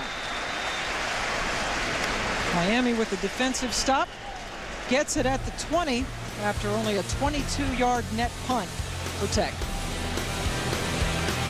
State Farm agent Carrie Maddox loves to tell everyone how drivers can get discounts up to 40%. Your neighbors can tell you too. They're probably some of State Farm's 40 million drivers, so talk to them. Then call a State Farm agent like me. Call her. T for teen. To be a real rocker, you don't need leather pants. All you need is a real 6-string guitar. Introducing Power Gig, the first and only video game played with a real electric guitar, with no guitar experience needed. Power Gig. The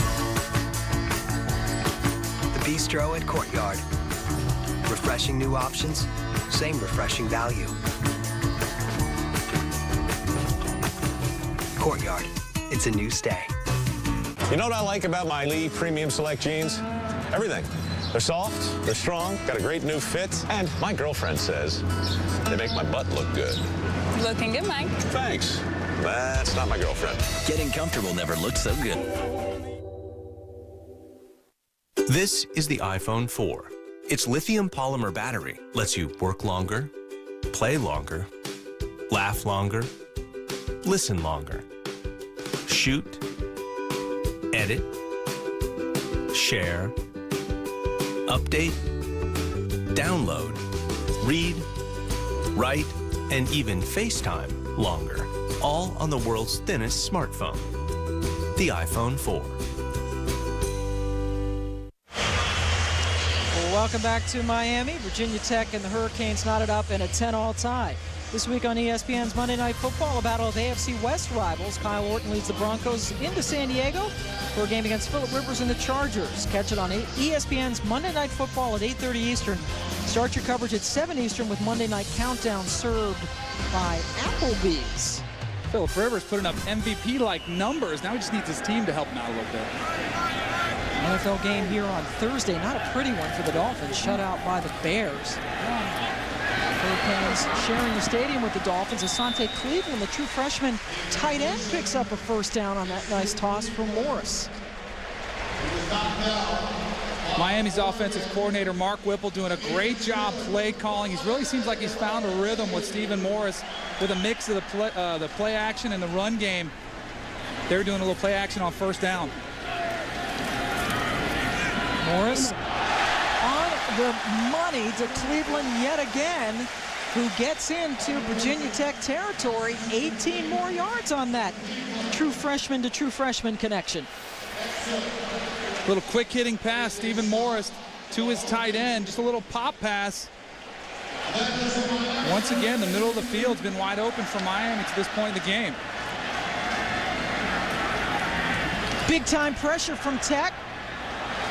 Morris did a good job to unload it towards Bird because Bud Foster dialed up a big-time blitz. Bud Foster's tired of that rhythm that Stephen Morris has found. That time it's Chris Drager getting the pressure, but you got to like the fact that Stephen Morris got rid of the football, didn't take the sack on his offensive line.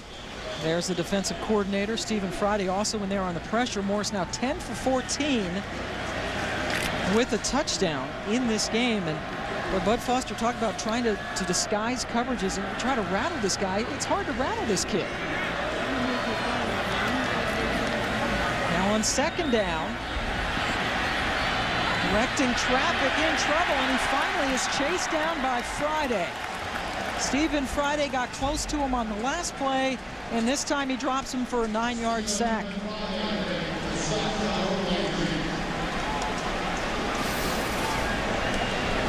Stephen Friday right at the bottom of your screen. Watch the pursuit on the passer. The fifth-year senior all the way from the backside. That's what impresses me. Never gave up. Here's a young man who had to wait 5 years for his opportunity, and he's making the most out of it this season. Big-time playmaker. That's the first sack of Morris this afternoon. Now on 3rd and 19. They're converting on 3rd and longs today. Another shot downfield. It's complete to Hankerson. The spot very important. They're going to mark him about 2 yards short of the first down. Eddie Whitley makes the stop. Here's Reese Davis with an update.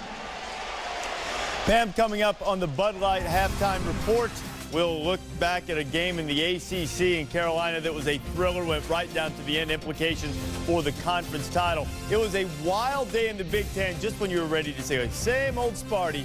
It's a brand new Sparty, and we'll also tell you how the Big East is up for grabs as if it's ever any other way. See you at halftime. And on 4th and 4, Miami goes for it. Aldarius Johnson picks up the first down. Well, that's the second time they've gone for it on 4th down. I love the aggressive play call. Aldarius Johnson just beating his man, the one-on-one matchup against Davon Morgan, the safety. You got to like that matchup, wide receiver against the safety every time. So they gamble on the 4th and 4. Remember, they had 15 yards on that pass play on a 3rd and 19. Set up that manageable 4th and 4, and they nailed it. Miller runs the ball up the middle. He's able to get a couple of more yards with good balance. Hopkins stops him, but it's a 6-yard gain. Lost to shoot. This is an area you're looking at kind of a 2-minute drill, minute and a half left. You got to wonder how Stephen Morris is in this situation. Being a true freshman, hasn't been there many times. They only have 1 timeout remaining. Now Morris tried to take off, but Derek Hopkins held his ground and took him down. As we approach a minute left to go, Pam Ward and Danny Cannell joining you from Miami, where Stephen Morris is trying to lead the Hurricanes to its 3rd straight win with him as the starting quarterback and keep Miami alive for the Coastal Division title. If Tech wins this game, it would be their 9th straight victory and nail down the Coastal Division title and a spot in the ACC championship game. So the clock running after Morris was taken down, and they have to burn their final timeout. Gives us time to revisit our Aflac trivia question. We want to know which school has had at least one former player score a touchdown in the NFL each and every week since week 15 of the 2002 season. The streak continues to this day, and the answer is the Miami Hurricanes. Javaris James scored a touchdown last week with the Indianapolis Colts to extend that streak. It's unbelievable to me to think about that, 8 years running. But then you think about all the talent they have in the NFL. The thing I'd like to see is how many touchdowns Ed Reed has on the defensive side of the ball. I would think that the have carried defense, over that streak. And has kept that going. And there you see some of the great names that have been a part of this tradition. This is a program with 5 national championships. The last one, though, coming in 2001. So why people have been a little bit antsy here. And you see not even close to Ohio State as far as first-round draft picks in the National Football League. Miami does a great job as well, keeping their former players involved in the program, bringing them around. A lot of them train here in the offseason, and those guys really mentor the younger players. Significant 3rd and 3 coming up. No timeouts remaining for the Canes. Morris on the roll. Behind his intended receiver, no flag. Bird went down. The home fans wanted a flag, but none forthcoming. It's 4th and 3 with 43 seconds left to go.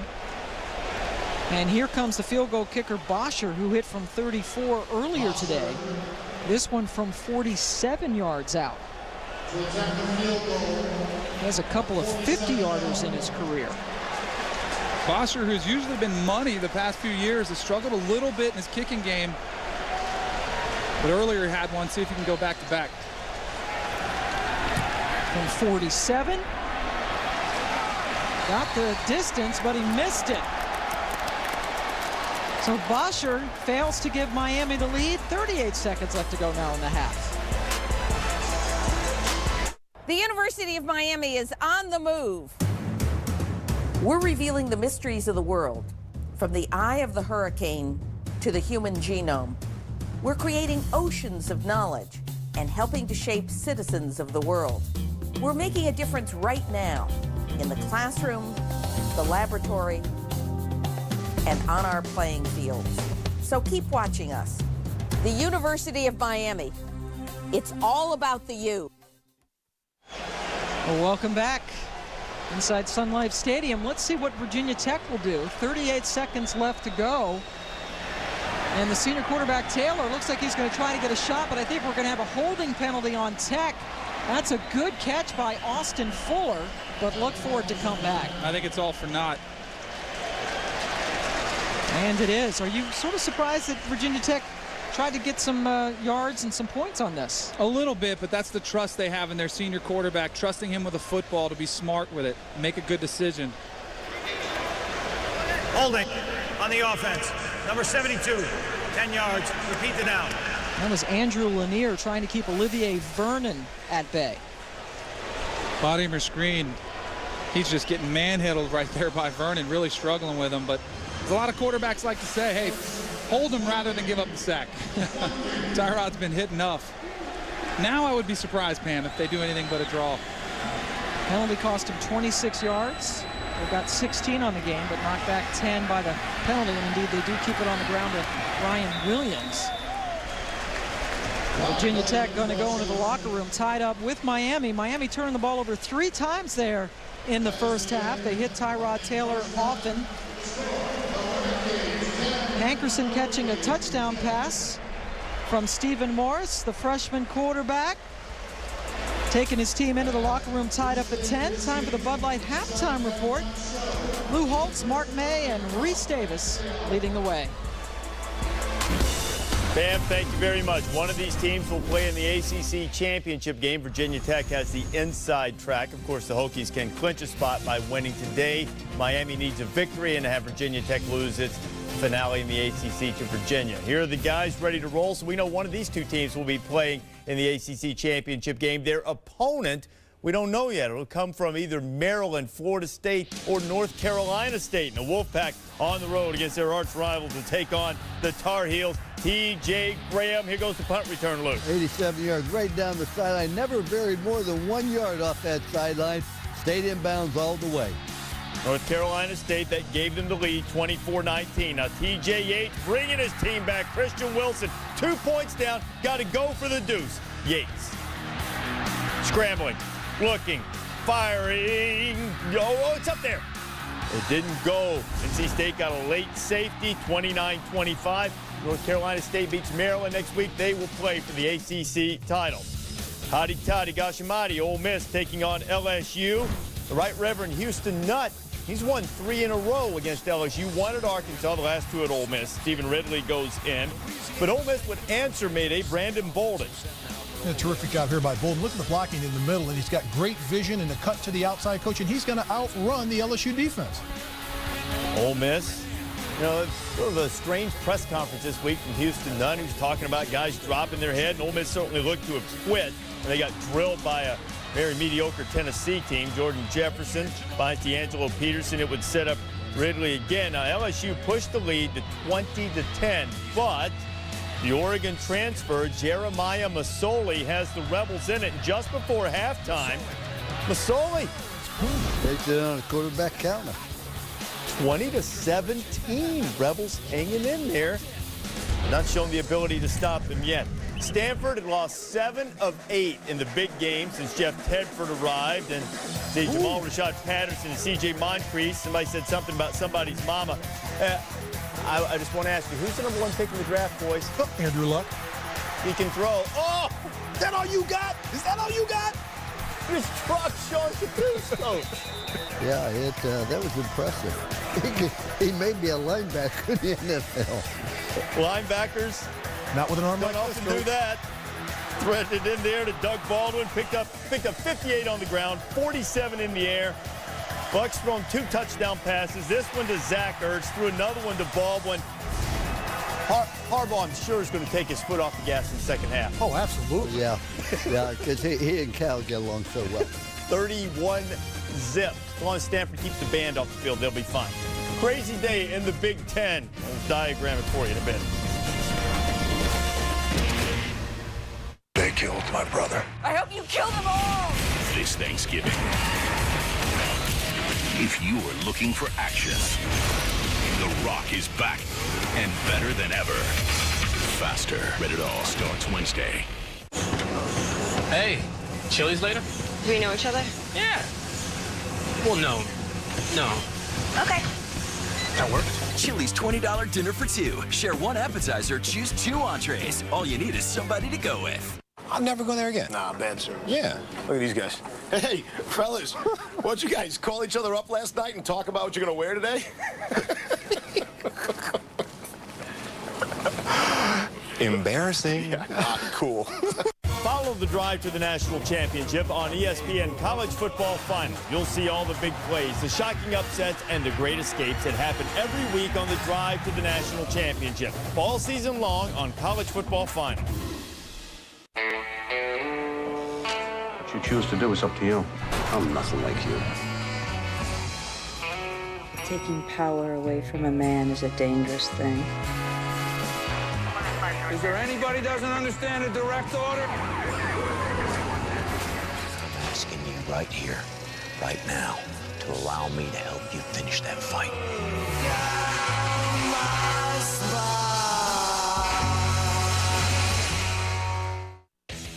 I want to see the most college football. So I ordered ESPN Game Plan on DirecTV. I get up to 15 out-of-market games per week. The top conferences. And key matchups. Games you can't get anywhere else. And the games I want to see. Order the half-season offer and get the best college football with ESPN Game Plan on DirecTV. To order for only $73, call 1-800-GET-SPORTS or visit directtv.com/gameplan. This halftime report is presented by Bud Light. It's the sure sign of a good time. Here we go. Our game, ACC Coastal. Stephen Morris put it right on Leonard Hankerson. He scores every week. Miami's missed some opportunities to stretch it out, though. Hokies hanging. It's 10-10. Game going on in ABC, Ohio State and Iowa. In Kinnick Stadium, Hawkeyes coming off that bitterly disappointing loss to Northwestern. Ricky Stanti, Marvin McNutt. Oh, this is just a great throw here under tremendous pressure by a corner fire. Iowa up 7-0. Now, just before the half mark, Terrell Pryor, a great opportunity to give the Buckeyes the lead. A terrific job of escaping the rush, but throw the ball to the other corner. Don't throw it in the middle. If he throws it to the left corner, it's a touchdown for the Buckeyes. Dorian Washington was out there. He went back and tried to get it. That was a tremendous interception by Micah Hyde. 7-3. Iowa has the lead. Wisconsin and Michigan. Boy, Wisconsin is rolling. And Michigan's had defensive problems. And Mark, they couldn't do anything with any running back. Here goes James White. Doesn't matter who it is running the ball for Wisconsin. With that offensive line, the way that they block and they get downfield with the wide receivers, terrific job by James White taking it 61 yards for the score. You know, Denard Robinson, Lou, broke the NCAA record for rush yards by a quarterback. He's over 1,500. Oh, think how good it'd be if he could play one game against his defense. You might have twice that. You know, Wisconsin only threw the ball one time in the second half. Robinson kept trying to bring Michigan back, found Roy Roundtree. It's a 41-28 game. But Monty Ball would go score his 4th touchdown of the day. That tied a record in a single game against Michigan. You know who the first guy to do it was? Ooh, yeah. Red Grange of Illinois. It was the day he got his Galloping Ghost nickname, 1924. So Micah Hyde make an interception for Iowa. Micah's brother Marcus in Michigan State taking on Purdue. Kirk Cousins, they're down 28-13. Now, this came after an interception that really changed momentum. Kirk Cousins to B.J. Cunningham, and then Mark Cousins would find Martindale. And a nice job by the guys up front. He just hangs in the pocket and spreads the needle right there between the defenders. Touchdown, Sparty. All right, they need the 2-point conversion to get within a field goal, so Cousins goes to Dell again. He threaded the needle there. Cousins was knocked out of this game a couple of times, showed a great deal of toughness. There's a close play at the goal line at 31-28. Cousins fumbled it. Now, Michigan State recovered anyway, but when they looked at it, they ruled that he crossed the plane before the ball was knocked free. Michigan State recovers 35-31. Now, Rob Henry, this is a 4th and 8 under a minute to go. And Purdue, if they'd won out and had a chance to become bowl eligible, they blew a 15-point second-half lead. Michigan State still with a share of the lead in the Big Ten, 35-31. Illinois and Northwestern playing at Wrigley Field, and it is clear that the wind is blowing out, although they're only using one end zone. They've got directions up there. If you go to right field, they did it because they felt like it was a little too close to the wall. As Mikel LeSure goes in, Mikel LeSure is running wildly. Oh, he had 1,000 yards coming in this game. I think he had, 200 yards in the first half. Yeah, Evan Watkins took the snap, and you see the fumble, and they've got to discuss the spot. You're only going one way. They're trying to stay away from that right field wall. This was Eddie McGee off a little trick play. The former quarterback, he plays a little quarterback now. Brian Peters with the pick. No, can he go that way, Mark? Yes, he can. Well, now, why wouldn't he have to turn around and go the other way? Well, watch his buddy tackle him before he gets to the wall. No, slow down. That's teamwork. Pat Fitzgerald enjoying himself. The people in the end zone finally got to see a play.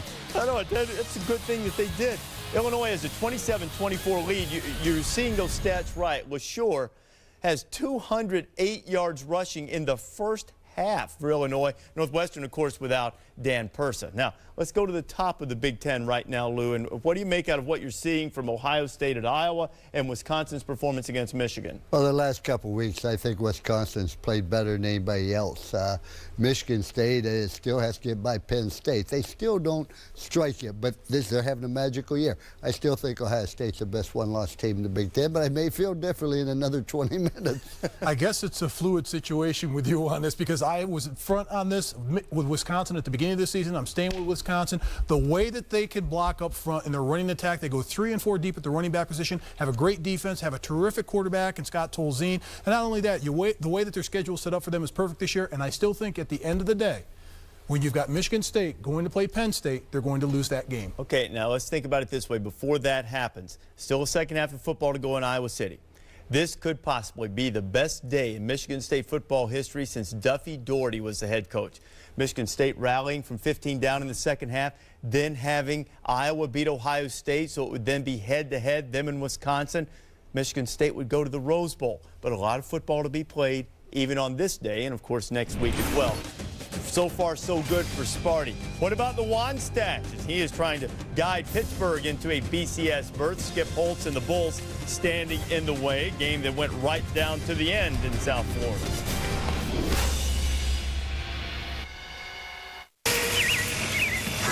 Hey, man, how's my truck doing? Good. They're just changing the oil. We're in.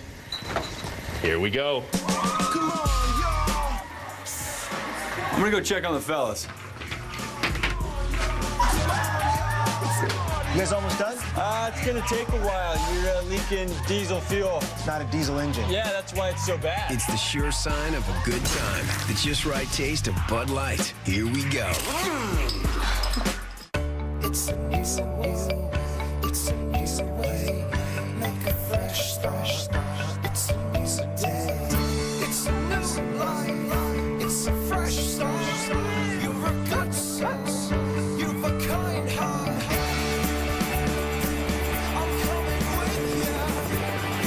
TV and internet together at last. The world's first HD TV powered by Google TV.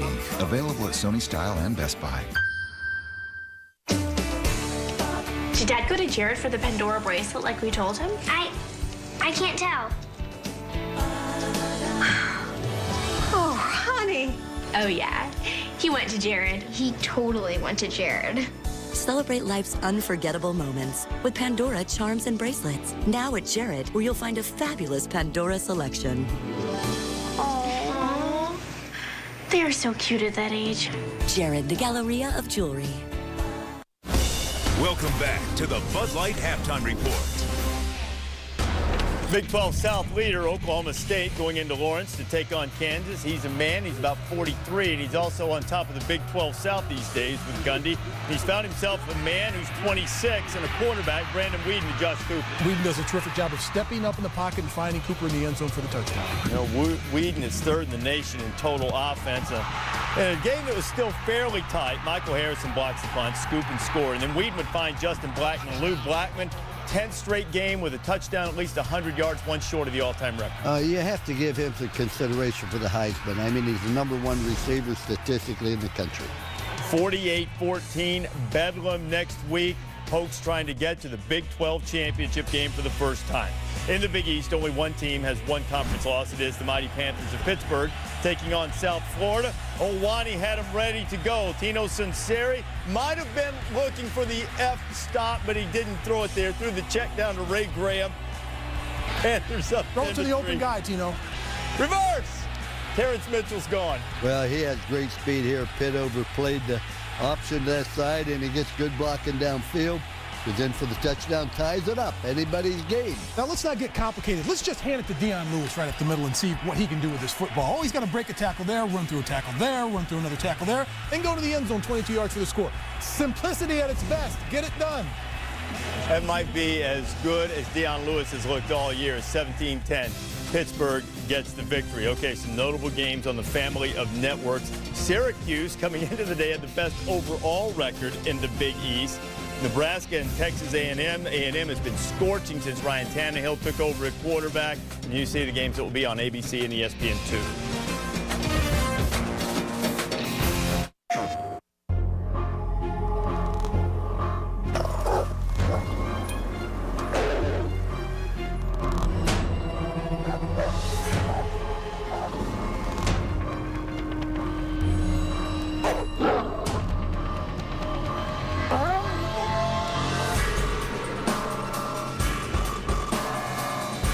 Assassin's Creed Brotherhood. Available now. Rated M for mature. In your years as U.S. Marshal, how many men have you shot? Shot or killed? Tom Cheney killed my father. Now I need somebody to go after him. Can we depart this afternoon? I'm a Texas Ranger. It is at least a two-man job taking Cheney alive. I do not regret shooting your father. What is your intention? I mean to kill you today. Help me. I can do nothing for you, son. Rated PG-13, December 22nd.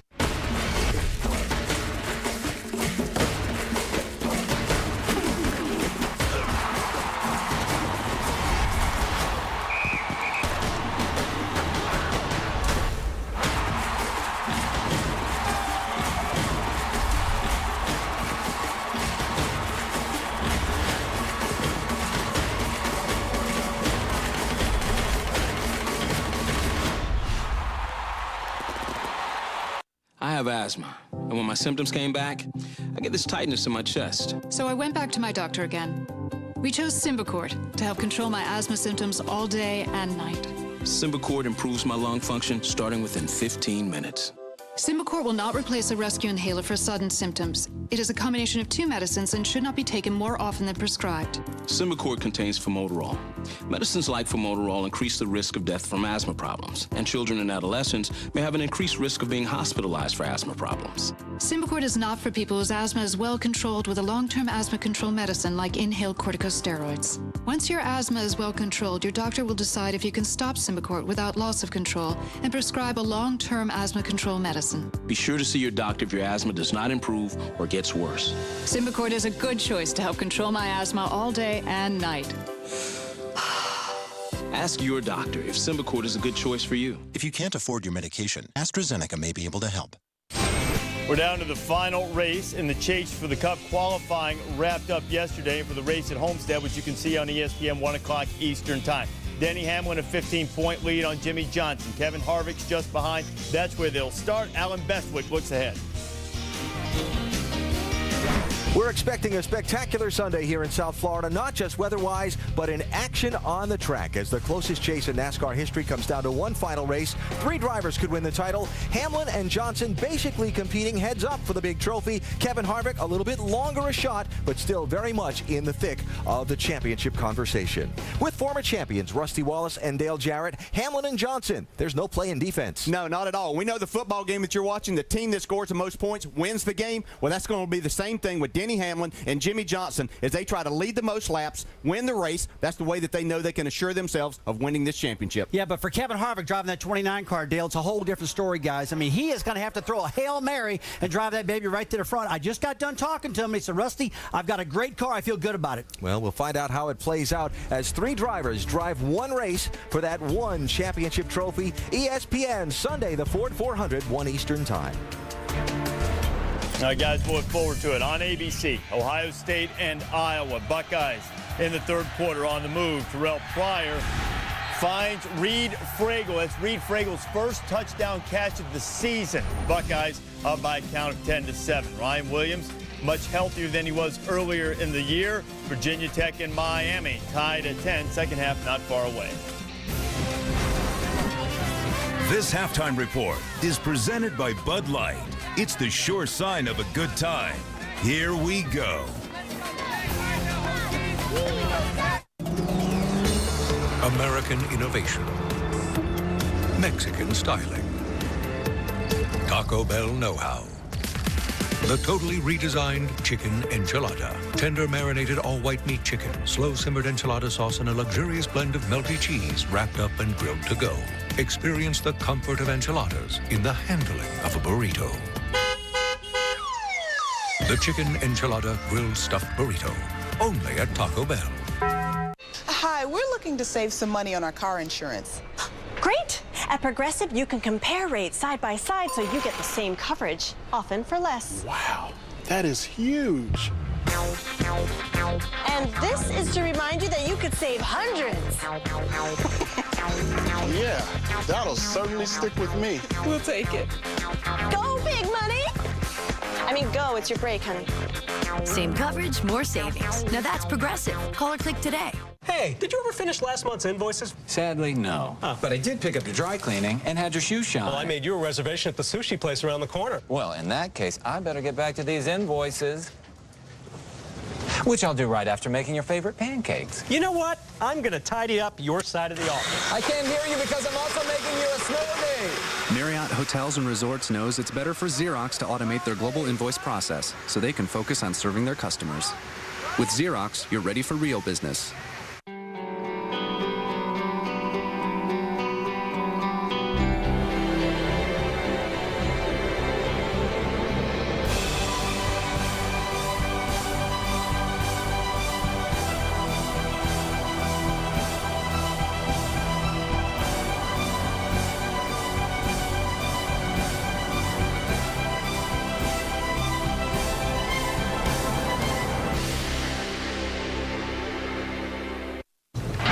Well, you know, every week we honor the ESPN AT&T All-America Player of the Week. Plenty of candidates in the early going. Kellen Moore of Boise State and Monty Ball of Wisconsin went for $191 and 4 touchdowns, tying a record for the most touchdowns scored in a single game against Michigan. Among the legendary figures to do that, Red Grange. It was the day he got his Galloping Ghost nickname. Text vote to 345-345 on your mobile phone, and you can also enter for a chance to win a trip to the national championship game.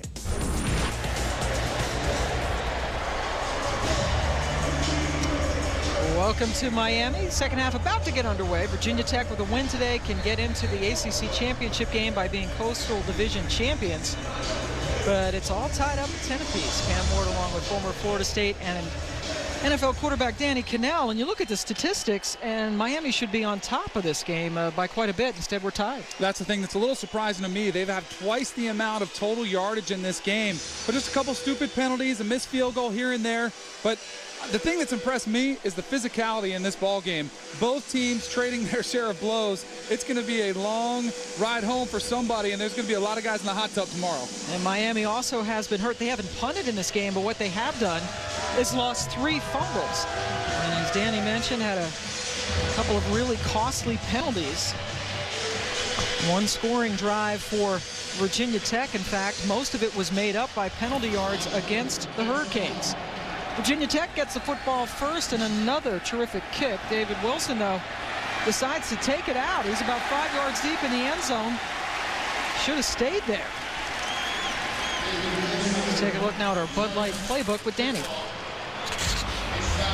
Ryan Williams had the touchdown for Virginia Tech.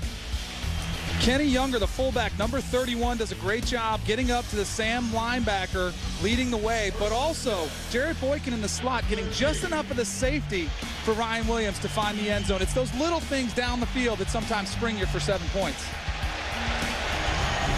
Miami scored on its very first possession, and there is Ryan Williams, the touchdown maker, in at tailback behind Tyrod Taylor, the senior quarterback, who was bumped around a lot in the first half. Williams trying to get to the outside, and there actually is a play on the edge that works for an 8-yard gain.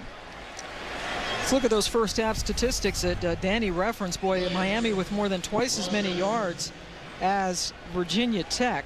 But the turnovers certainly hurting the Canes. And the thing that's surprising to me is the passing yardage. We talked about Tyrod Taylor being the senior, expecting more out of him, but it's been Stephen Morris who's had the stronger day passing the football, but he's also had better protection.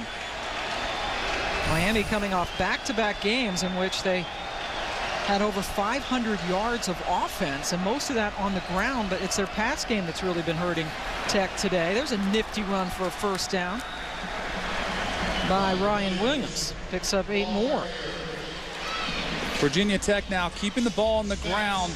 That's one way Miami helped Stephen Morris in his protection, was having that play action attack, getting that ground game going. Virginia Tech needs to have the same type of mindset here in the second half. Tyrod Taylor took too many shots the first half. Williams in the first half averaged 5.7 yards per carry. That 8-yard carry gives him a first down. Taylor now looking to pass under duress, as he has been all afternoon, and he goes down again. 4th sack of the quarterback. This time it's Sean Spence. Sean Spence, the former All-ACC Freshman Player of the Year. And this is a play Tyrod Taylor usually buys the extra time, gets out of the pocket, but Spence is just as fast. That's the thing I think that's taking Tyrod Taylor by surprise, the speed of these Miami linebackers and secondary. Spence playing very well. Was really hampered by injuries last season as a sophomore after that spectacular freshman year. More pressure and another sack. Boy, Taylor got away initially, but Colin McCarthy, the middle linebacker, finished the job. Miami getting very aggressive. Watch the linebacker McCarthy come around the outside, but also behind him, Von Telemack coming as well. McCarthy wearing the number 44 that Dan Morgan made famous, and like Morgan, he's spending his senior year at a middle backer spot after spending his first 3 on the outside. And here is a 3rd and 23.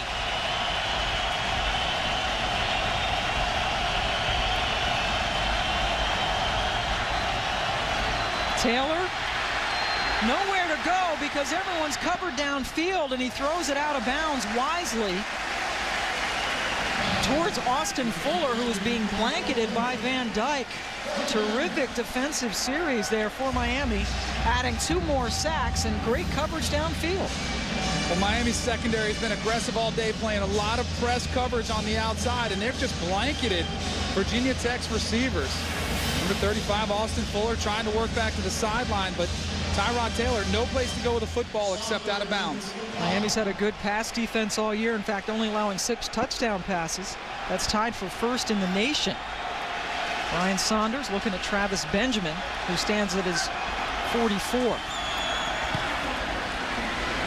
Good high kick. Fair catch. Terrific hang time by Saunders, who pounded that 53 yards. Stephen Morris making a lot of plays, helping him out, giving him good pass protection, getting outside of the pocket. Of course, in the touchdown, using the play action pass to get Hankerson over the middle. And then straight from the pocket, getting the great catch from LaRon Byrd, going down to get the low ball. True freshman trying to win his 3rd start. 2-0 so far. There are his numbers. Remember, he started the game 7 for 7. Which would make him 5 for his last 10. Well, he's already got as many attempts as he had last week the entire game. Only had to throw 18 passes, only 1 in the 4th quarter in that win because they had such a decisive lead in that game over Georgia Tech. This time Morris hangs on to it. Stephen Friday brings him down 3 yards downfield. Randy Shannon said he was just so impressed with this young man. Says he's a real smart kid. He saw him play as a junior in high school when Morris had a lot of weapons, and he said obviously he was great then, but he was more impressed when he went back in his senior year. All the weapons were gone, and he was very impressed just with his demeanor. He didn't blame anybody. He was still trying to keep everybody up. When things weren't going his well, he still kept his composure, which is what we've seen from him so far in his first 3 starts. Mark Whipple, you got to look at him. He is his offensive coordinator. Nice breakout run by Lamar Miller for the first down. Picks up 14 yards. DeVale Winslow finally made the stop. Virginia Tech trying to get the linebackers involved, get up around the line of scrimmage, but there's a wall of orange jerseys there for Lamar Miller to run behind. Really impressed with Miami's physical presence on the field tonight, both sides of the trenches. Tyler Horn, the center, really getting out there. That's a huge offensive line, too, for the Hurricanes. A little play action now. Morris throws it, and it was almost intercepted. Boy, that's Kyle Fuller, number 17, who had a good look at it. Pass was intended for Benjamin. Morris shaking his head, maybe thinking he should not have thrown that. No, he shouldn't have thrown that ball. He should have cut it loose to the, at least thrown it away or checked it down, taking a shot. And that's the thing. That's what Mark Whipple, you could see the hesitation in his face when we talked to him yesterday, saying, there's some play calls when if I want to throw it down the field, I have to be able to trust him to make a good decision with it. There, he got away with a mistake. Virginia Tech dropping the interception. Tech has 16 interceptions on the season. That's tied for 6th in the nation. Both teams doing a good job of pass defense this season. Lamar Miller stumbling down to the 45-yard line, picks up 6 more on the ground. Jaron Hosley, who leads the country in interceptions, made the stop on that running play. Miami depending on the 4 running backs. Their style of offense really changing as Morris took over for Ja'Cory Harris once Harris got a concussion against Virginia in the end of October. Now Morris has to improvise, is able to run away from some fellas, but a flag comes down in holding territory. Morris carries and flags you down.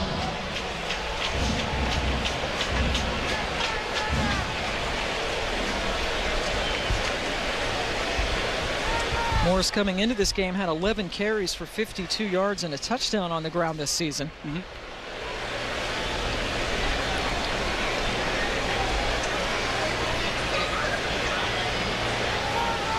Tom DeJoseph, the referee, with the call. It is declined. They got Orlando Franklin, the 6'7", 312-pound senior out of Delray Beach. Now talk about how huge this line is, Danny. They average 6'6", 313, none bigger. Well, and there you see a 6'7", 312 guy, but Chantrell Henderson, number 77, the true freshman from St. Paul, 6'8", 355, and he's heavier than that. And there's a comparison with the Dolphins. The Miami Dolphins right now could use some of these guys the way they've been playing. Just about 3 pounds lighter than the guys in the pros, so they decline it because they were short of the first down. Mosley calls for the fair catch. 33-yard punt. Nails him back at the 14-yard line. Virginia Tech football when we return to Miami. We talk about traditions, we talk about the big turkey and the big pernil. I call Europe a lot, Italy, Spain. I'm in touch with old friends. My mom and I are very chatty. That's one of the cool things with Vonage. It's one set price, unlimited calling, and no surprises at the end of the month. No annual contract? I mean, that's even better. Once you try it, you're going to stick with it. I'm Judy Compress, and this was my last bill before I switched to Vonage. This holiday, switch your home phone to Vonage and get unlimited domestic and international calling, now with no annual contract. He wouldn't be afraid to show his feminine side, if he had one. His mother has a tattoo that reads, Son. At museums, he's allowed to touch the art. He is the most interesting man in the world. I don't always drink beer, but when I do, I prefer Dos Equis. Stay thirsty, my friends. Welcome to the 2010 Capital One Mascot Video Challenge. Sports plus these guys equals this. Wow! Holy guacamole! It happens. To see more mascots at play and to vote for the Capital One Mascot of the Year, visit CapitalOneBowl.com. What's in your wallet? The next big thing from Lexus is not a car. It's the idea that a car that will never have an accident may be possible. In pursuit of this goal, Lexus developed the world's most advanced driving simulator, where a real driver in a real car can react to real situations without real consequences. The breakthroughs we innovate here may someday make all cars safer. This is the pursuit of tomorrow. This is the pursuit of perfection. Just when you thought the internet couldn't get any more awesome. Now you can catch shows like SportsCenter, Pardon the Interruption, and Monday Night Football live online. Find out how at ESPNNetworks.com. College football in high definition is presented by Vizio. Welcome back to college football on ESPN, presented by Cars.com.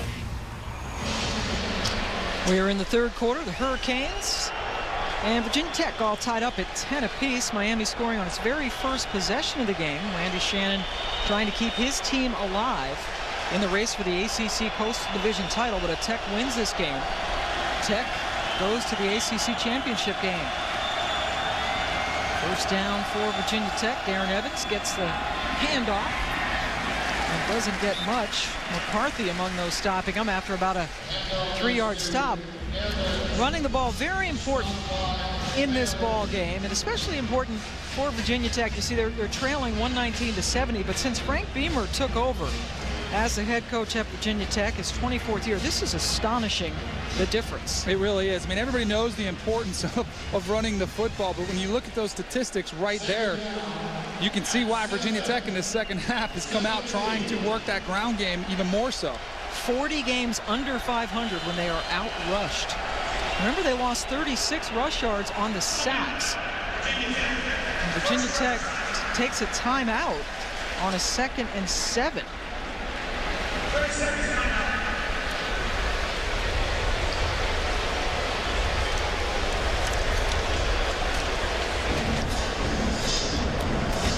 Virginia Tech trying to win its 4th Coastal Division championship and head right back to the ACC championship game. Whereas Miami would have to win and then hope that Virginia Tech loses to Virginia next week. So one of these two teams will be in the championship game. Miami has never been there since it joined the league in the mid-century. Especially when they joined the ACC, everybody thought they were going to come in and it was going to be a Florida State and University of Miami-led conference, but it really hasn't been the case. Both teams have struggled.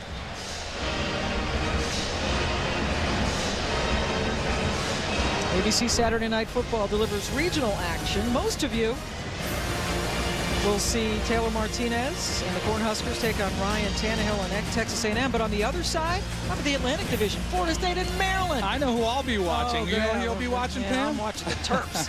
Both of those teams trying to get into the Atlantic and win the Atlantic Division.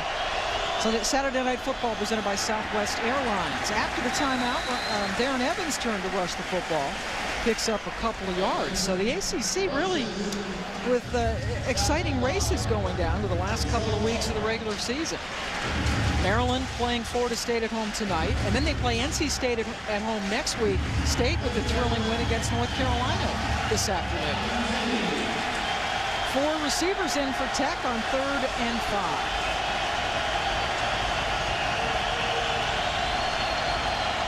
Taylor finds his man right at the first down marker. That's Xavier Boyce, his first catch. Limited to only 5 games this year, dealing with knee and Achilles issues, but that's a good first down catch for 6 yards. That's great coaching as well, and great route running by Xavier Boyce. Knew exactly the yardage he had to get for the first down. Went just past the sticks. Tyrod Taylor delivered a bullet for the conversion. Boyce, another guy from the Virginia Beach area. Taylor just 4 for 10 for 40 yards through the air. That's a big-time hit right at the line of scrimmage on Evans. Picked up 1 tough yard. Connor Regis, that's another big guy, number 54, 6'3", 305 junior, Florida native. Plugged up the hole with authority. Actually had an interception return for a touchdown against Duke. Took that big body all the way into the end zone.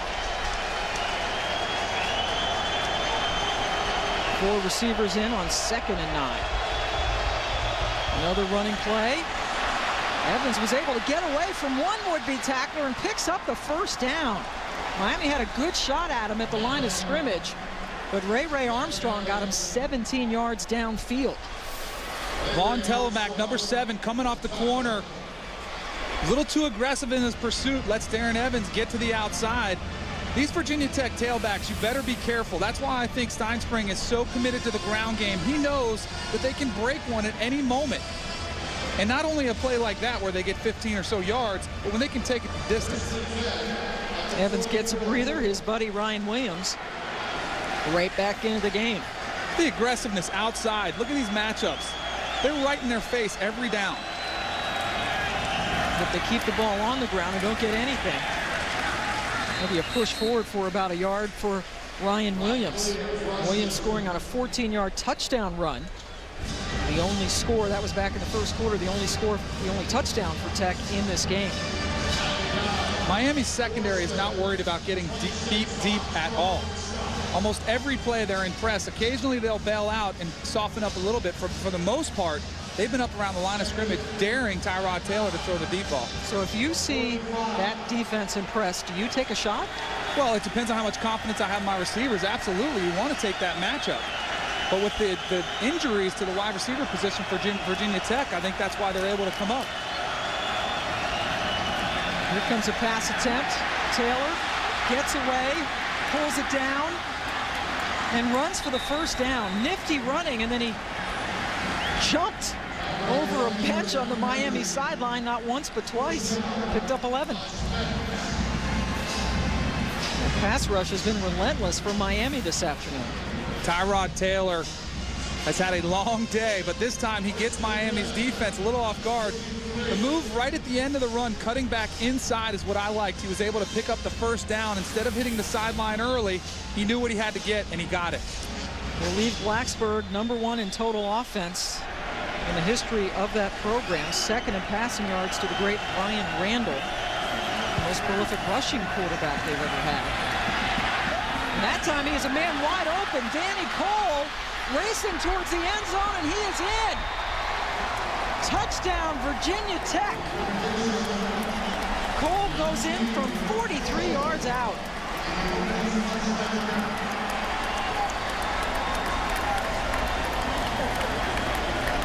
Danny Cole, who last season had the 81-yard touchdown catch against Nebraska, which was a defining moment for Tyrod Taylor, comes on the crossing route.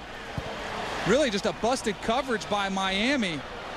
There's no way you should let a receiver run that wide open in the field. Just a miscommunication, because he was passed off, but nobody went with him. Coach Shannon knows it. He's trying to figure it out as well. How did he get that wide open?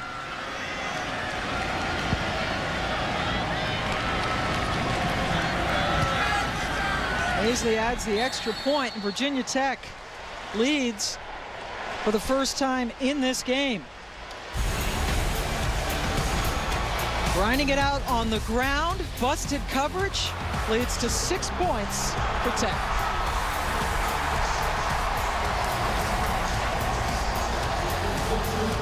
The next big thing from Lexus is not a car.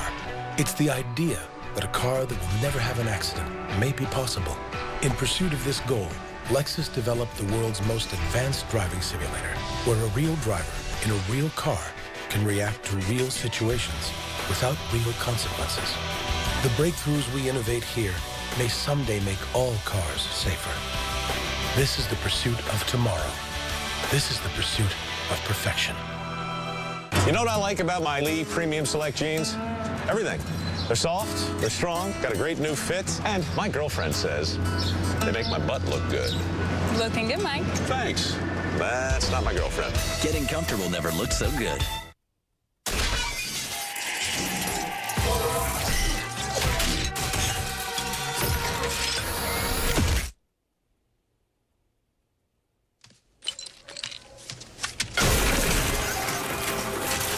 With DirecTV, you can start watching in one room, pause, and continue watching in any other room.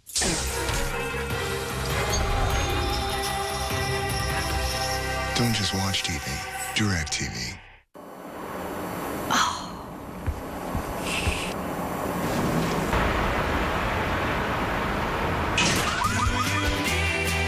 Free high-speed internet. Real value from your friends at Hampton.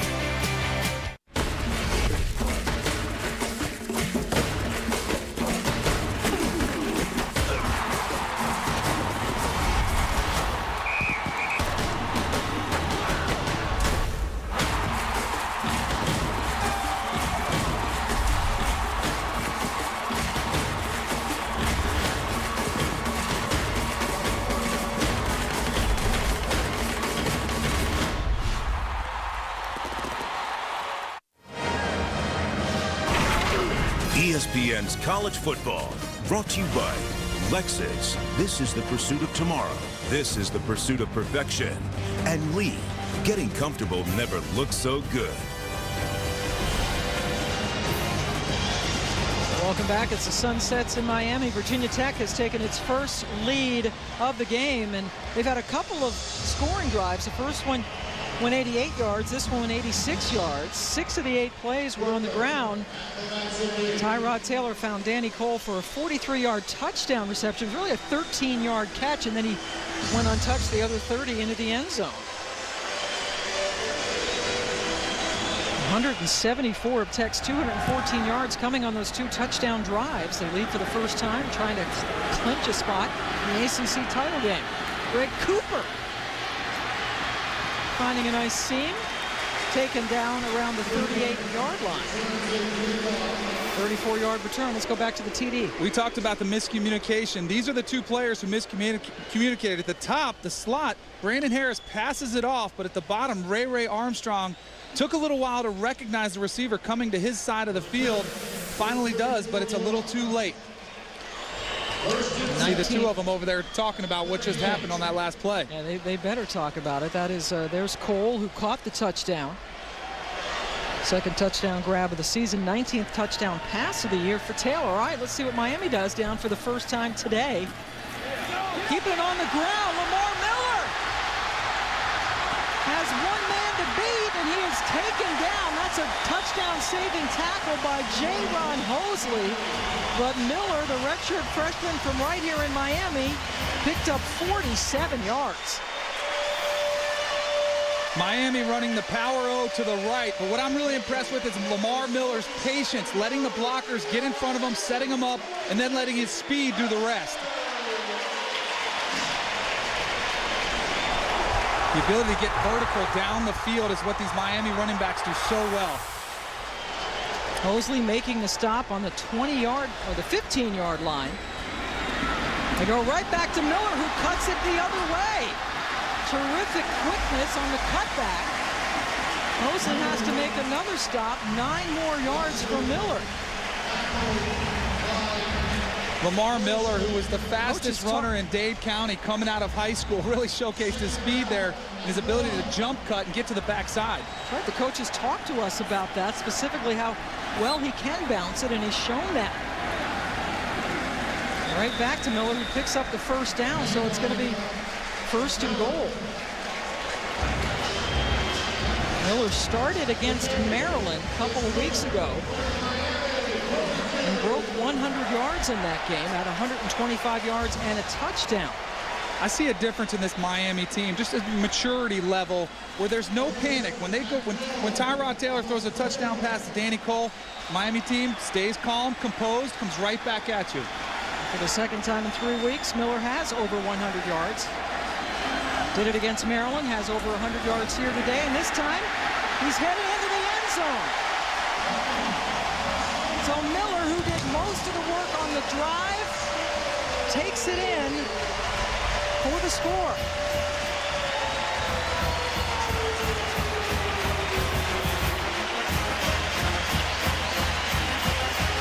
That is a terrific answer for Miami, who just gave up the lead for the first time in this game.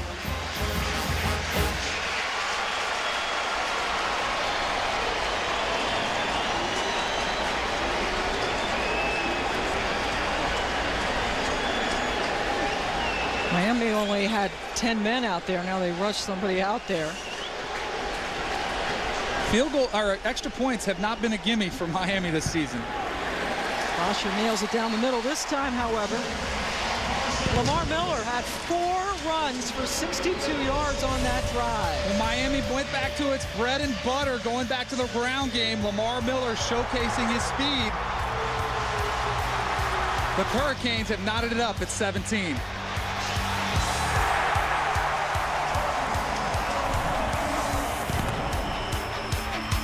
ABC's No Ordinary Family, all new Tuesday, 8/7 Central on ABC.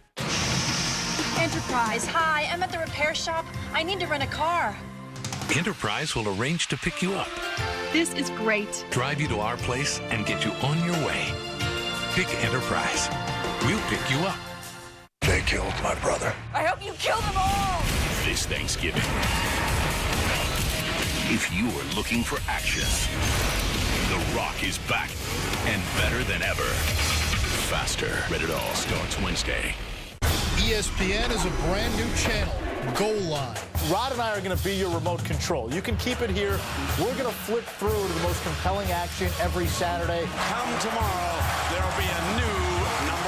This is Nirvana. Goal Line takes you around the country to see all the big moments on the drive to the national championship live. He'll take it to the house. For when it counts on Saturday, watch ESPN Goal Line. Saturdays noon to midnight. Available on Time Warner Cable, Verizon, Fios, and Bright House Networks. While I was away, E-Trade's Techno Magic, thanks Martha, triggered my stop-loss orders, saved me a pant load. Oh, great. Every time I fly... My ears! Swallow! Upgrade to first-class investing technology at E-Trade. They say styles make fights, but when masterful technique meets devastating power, the end result is always the same. Someone's going down. Former champions Quentin Rampage Jackson versus Lyoto the Dragon Machida. Also, UFC legends Matt Hughes and BJ Penn meet one last time to settle the score. Bud Light presents UFC 123, Rampage versus Machida, live November 20th on DirecTV pay-per-view. At E-Trade, low-cost investing means getting a low price, plus the choice of every ETF, 5-star service, and unmatched trading tools. There's price, there's value. Don't confuse the two.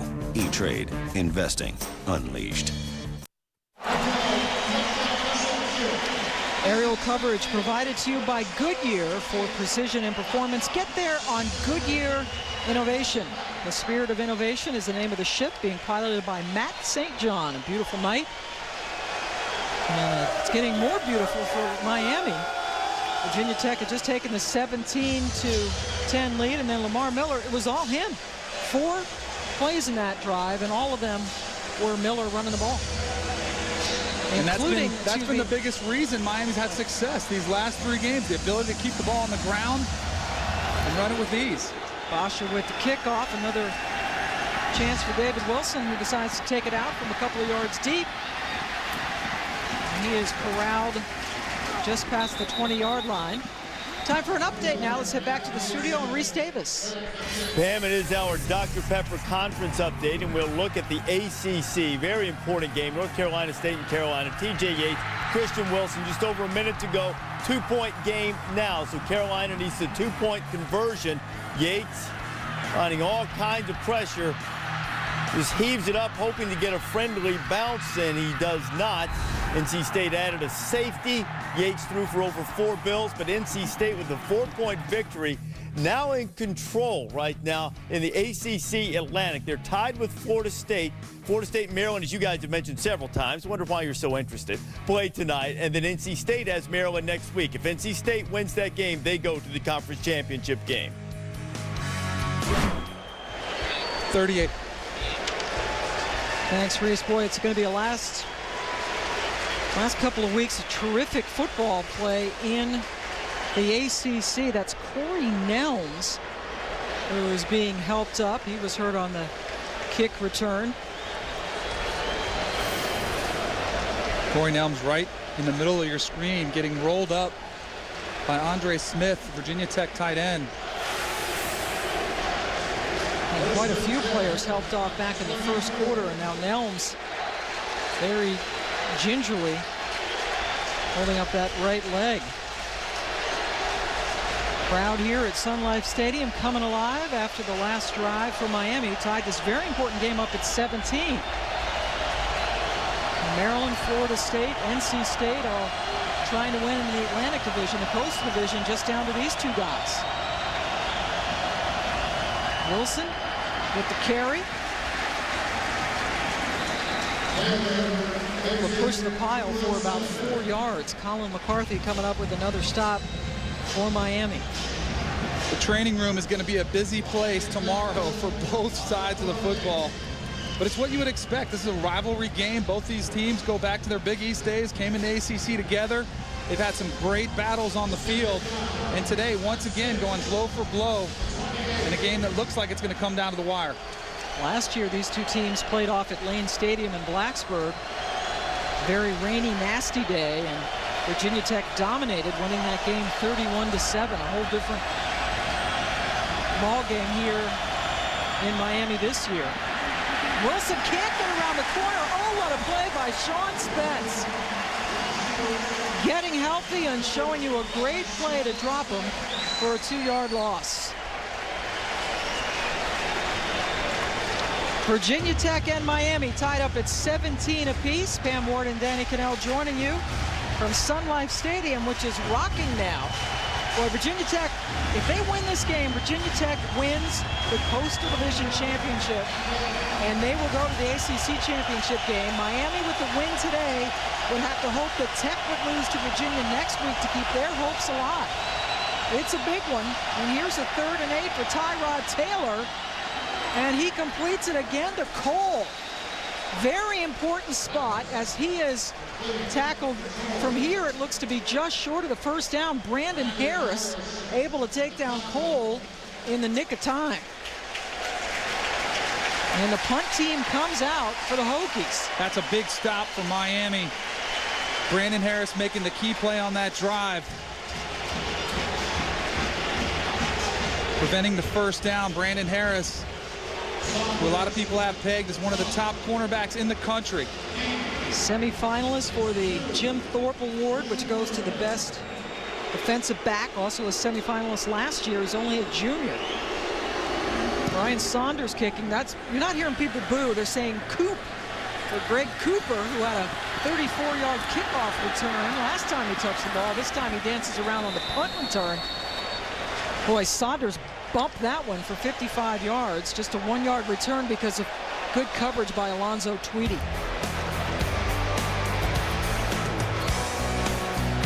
It all comes down to the final race of the season as the championship is on the line. Winner take all. Will it be Denny Hamlin, Jimmy Johnson, or Kevin Harvick? Check it out before Fort Hundred at Homestead, Miami tomorrow at 1 Eastern on ESPN. Coverage begins with NASCAR Countdown at noon on ESPN2.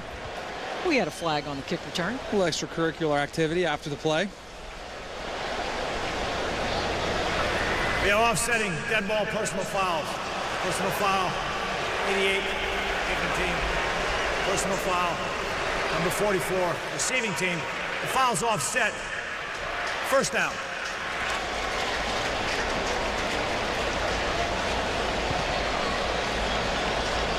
There's a minute 35 left to go in the third quarter. Here's Coach Shannon getting everything in order over there on the sidelines. Miami with the football on the 14. True freshman quarterback Stephen Morris making his third straight start, 2-0 as a starter so far with wins over Maryland and Georgia Tech. Now it's Damian Barry's turn in the backfield. Last drive was all Lamar Miller. Now it's Barry, the senior, getting in there and picking up 6. Davon Morgan making the stop for Tech. This is where the depth at running back really shows up for Miami. Lamar Miller getting a blow, and there's really not much drop-off with Damian Barry. He might be a different type of runner, a little more of a power guy, but it's a great 1-2 punch, as Mark Whipple noted yesterday. He's behind the fullback, Patrick Hill. Once again, he gets the carry, and he runs for the first down. Out to the 28-yard line, picked up 8 more. Big power package in there with 6 offensive linemen that time for Miami. And Patrick Hill should count for 7. He's so big. They also got 77. Chantrell Henderson, the true freshman, of course, was everybody's heralded recruit coming out as the USA Today Offensive Player of the Year. This kid is a giant. Listed at 6'8", 355, but the coaches say he's a lot heavier than that. Another run for Barry. And Danny said USA Today Offensive Player of the Year nationally, not Offensive Lineman Player of the Year, Offensive Player of the Year. It's unbelievable. Of course, he was headed to USC. When Lane Kiffin was hired, he's decided he wanted to go somewhere else. Miami got him. And boy, is he showing up as a force on the field. Really impressed with what he brings to the table. Third quarter comes to a close. Frank Beamer wants a tough fourth quarter. His team wins. They're in the ACC Championship game. Miami and Virginia Tech locked up in a 17-all battle as we head to the fourth quarter.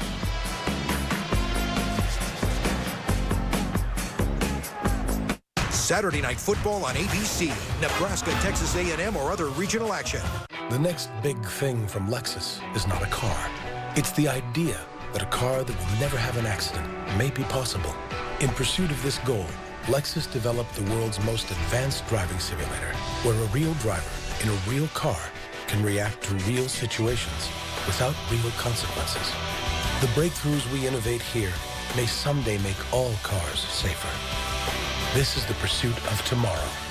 This is the pursuit of perfection. What's that saying? Shut your eyes. High Life Light here. Get your High Life Light. Are they really trying to serve the High Life Light here? This is the home of hoops and hockey. This is sacred ground. Trampled upon by a canine beauty contest. It's making me queasy. High Life Light here. Get your High Life Light. Should I handle it? Handle it. Handled. Is that a portrait of the dog? Dear world, apparently some people think motion gaming's only for little kids.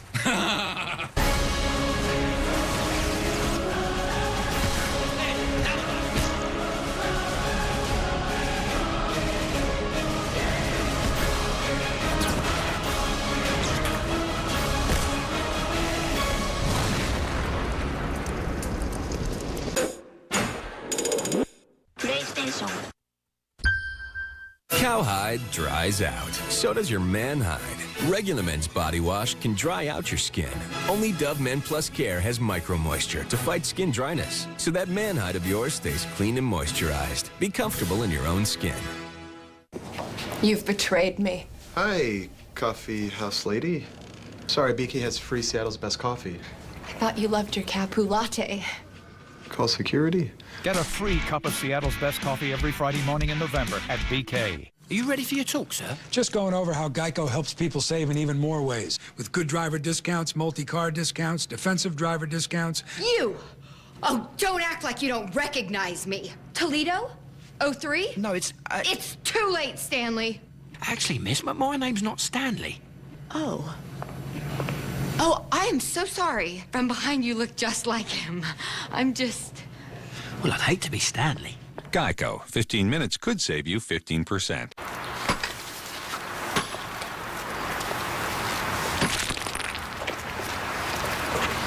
Jimmy? Steve?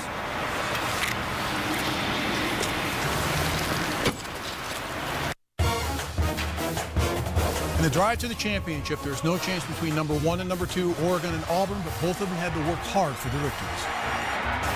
Follow the drive to the national championship all season long on College Football Final.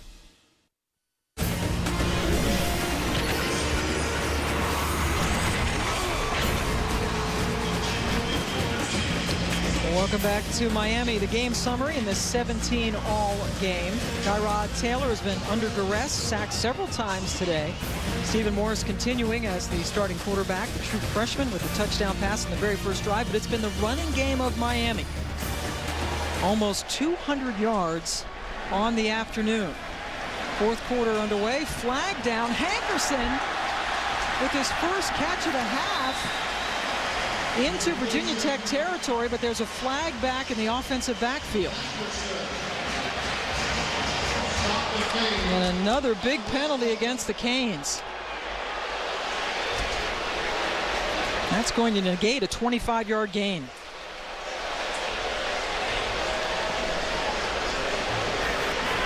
Holding. Offense. Number 74. 10 yards from the previous spot. Repeat second down. Orlando Franklin, the senior. Bottom of your screen right here. Orlando Franklin going one-on-one with Chris Drager. Gets a little bit too much of the jersey there. Man, those penalties are so tough, too, especially when you throw such a beautiful pass. Randy Shannon saying, hey, that was a little nitpicking penalty there, but just cannot afford to have any part of that jersey. So instead of a 1st and 10 at Tech's 44, they're pushed back to their own 21 and face a 2nd and 17. Back to the ground. Mike James over the right side. Sports Center right now update. Let's head back to the studio with Reese Davis. Bam, the Sports Center right now is brought to you by Discover Card on ABC. Iowa and Ohio State after a turnover. Marcus Coker, the freshman, getting right on the doorstep. It's set up an Iowa touchdown at 17-13. The Hawkeyes have the lead. It is in the fourth quarter, just under 7 minutes to play. And number 5 LSU is in trouble. Brandon Bolden gives Ole Miss the lead. They've got the ball back up 24-23, I should say, in the third. And that one in Baton Rouge is, and still plenty of time left to go in that game. Pressure this time. Eddie Whitley coming in with a hit on the quarterback, Morris. We haven't seen Stephen Morris go down too many times. Virginia Tech bringing a little extra pressure there. Eddie Whitley with the hit on Stephen Morris.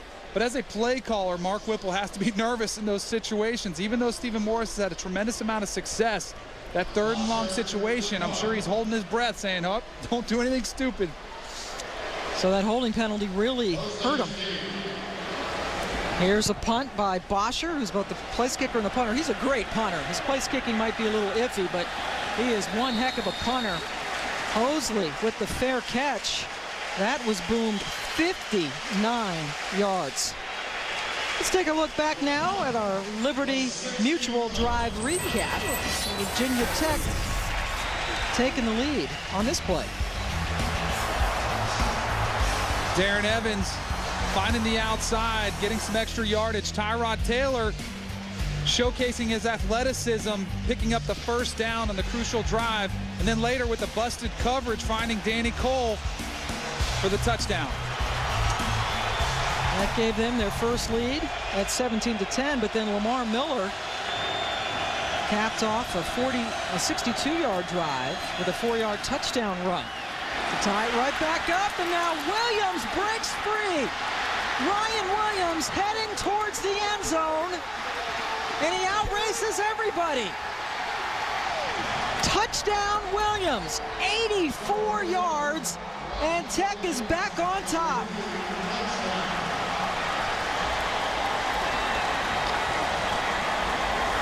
His second touchdown run of the game, and this time he outran a whole bunch of fast Hurricanes.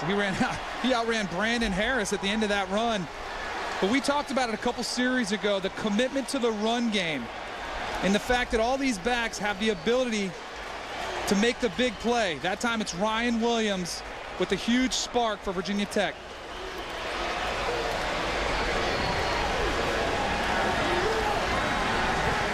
Hazley with the extra point attempt. And Ryan Williams has really been a touchdown maker. This is only his 20th game for Virginia Tech. He has 30 touchdowns in those 20 games, 2 of them today. 84 yards, the longest play from scrimmage this year for Virginia Tech. And it didn't take Ryan Williams long to cover the 84 yards, get the touchdown, and put the Hokies on top again.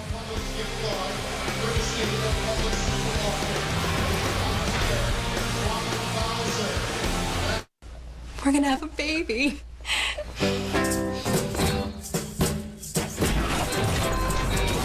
Nissan Maxima, the 4-door sports car.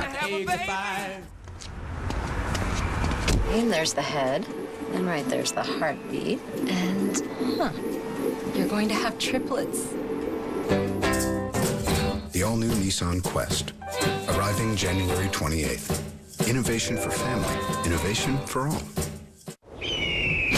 Rolling Stone raves. All you have to remember is that everything will be okay.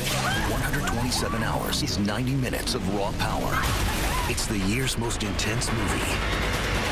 127 hours. Rated R. Now playing in select theaters. It's an easy way. It's an easy way. Make a fresh start. It's an easy day. It's a new life. It's a fresh start. You've a good sense. You've a kind heart.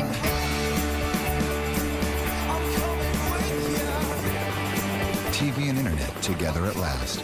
The world's first HD TV powered by Google TV. Available at Sony Style and Best Buy. This is for Cindy.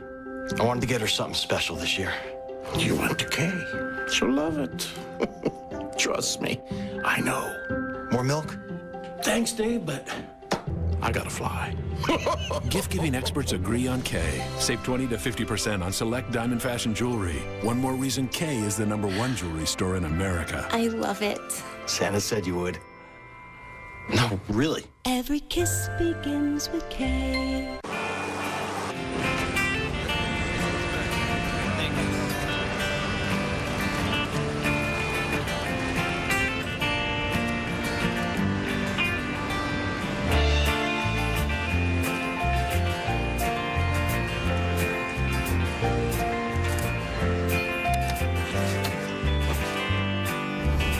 YP lets you do less searching and more living. YP.com. Click less, live more.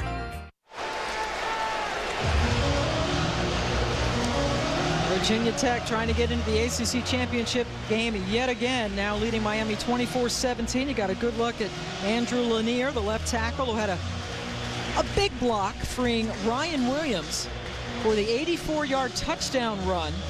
Longest play from scrimmage this year for Tech. 125 rush yards this half for Virginia Tech, and we just saw 84 of them on that run. And Williams, who's not 100% because of the hammy, still outran Miami. Justin Meyer. Got the touchback coming up. Let's go back to Ryan Williams' second touchdown of the game. Andrew Lanier, left tackle. Classic zone blocking scheme. Helps out his guard next to him, then works up to the second level, picks up another backer, and Ryan Williams does the rest. Let's not forget Ryan Williams at the beginning of the year. A lot of people had pegged as a possible Heisman Trophy candidate. He has 11 carries for 140 yards and 2 touchdowns. There's Lanier, one of 3 former tight ends who now start on the offensive line. So these guys are athletic and big. And it was kind of neat to see on the replay the way Williams just kind of bounced off of him on his way to the end zone. That pass goes right through the hands of Travis Benjamin, who was being marked by Hosley. So now let's see how the true freshman at quarterback, Stephen Morris, can respond. We made a beautiful throw right there to Benjamin, dropped it right over the top of the shoulder against J-Ron Hosley, who's leading all of college football with 7 interceptions. Benjamin's got to come up with a play for his quarterback. Counting that as the 3rd drop by Miami today. They've also lost 3 fumbles and have had 4 costly penalties. Yet they're still in this game, partially because Lamar Miller has been running so well, particularly in this half. He picks up 16 yards on that carry, but limps off. So Miller over 100 yards on the ground for Miami, and Williams has done the same thing on the other side for Virginia Tech. And that was my biggest question mark, was after Lamar Miller took those 4 carries on the Miami's last touchdown drive, why take him out of the game? Why not keep feeding the hot hand? But they have so much depth and they trust all of them that they do continue to shuffle them in and out. There are 4 running backs that they use as we watch the end of the play. And from his reaction, the way he got up, really looked like it might be a cramping situation where his right leg just froze up there. So he goes out, and Mike James goes back in, one of the 4 tailbacks that Miami uses almost interchangeably.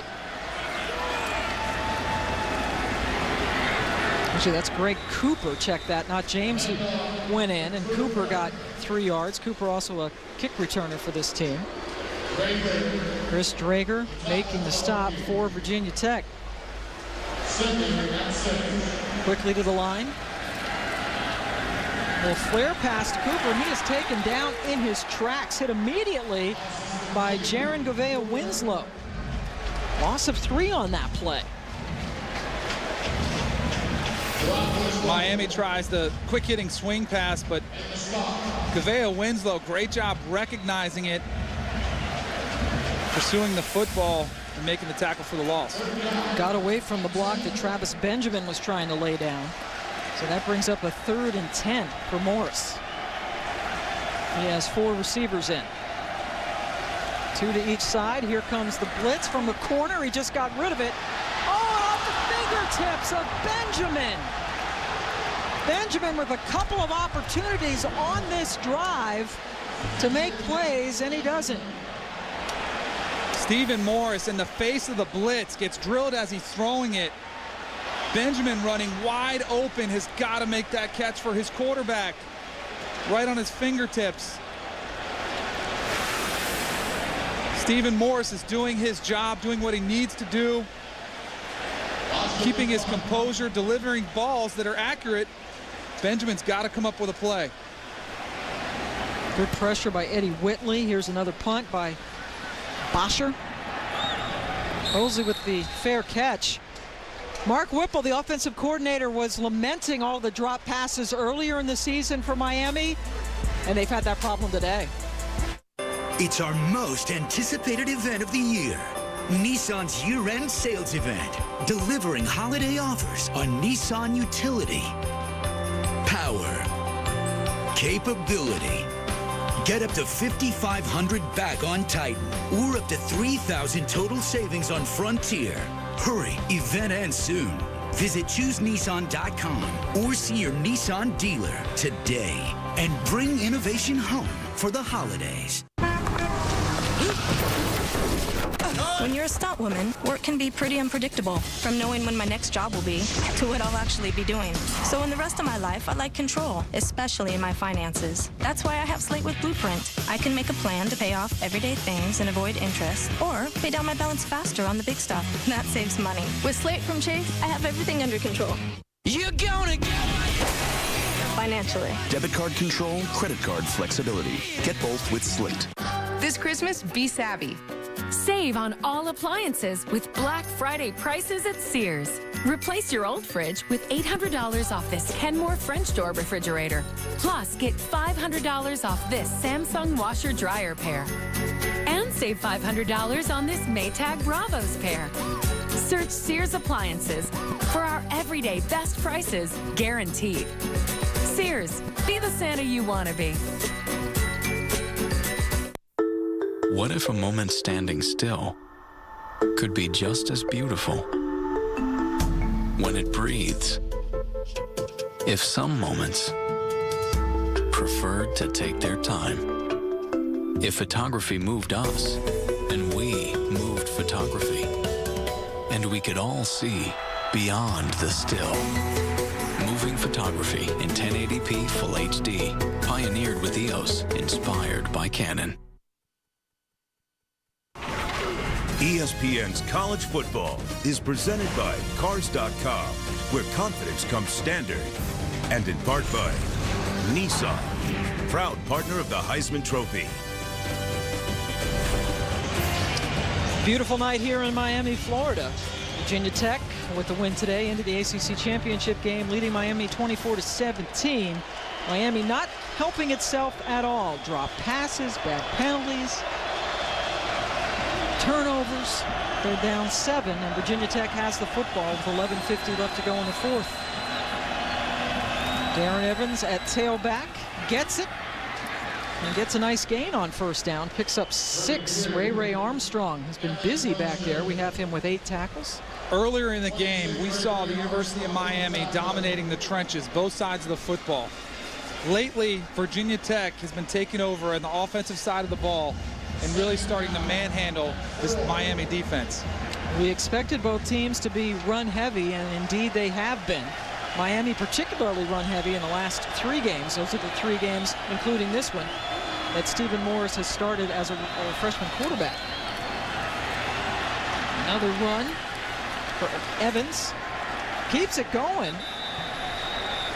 And he goes all the way up to the first down marker. Armstrong with another tackle.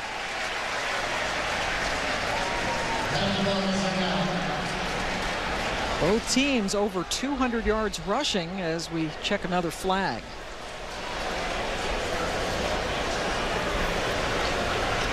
Holding on the offense, number 60, 10 yards. Repeat the down. That's Bo Warren, the center. He had 2 brothers who also played at Virginia Tech, and his dad, Donnie, was a Washington Redskin.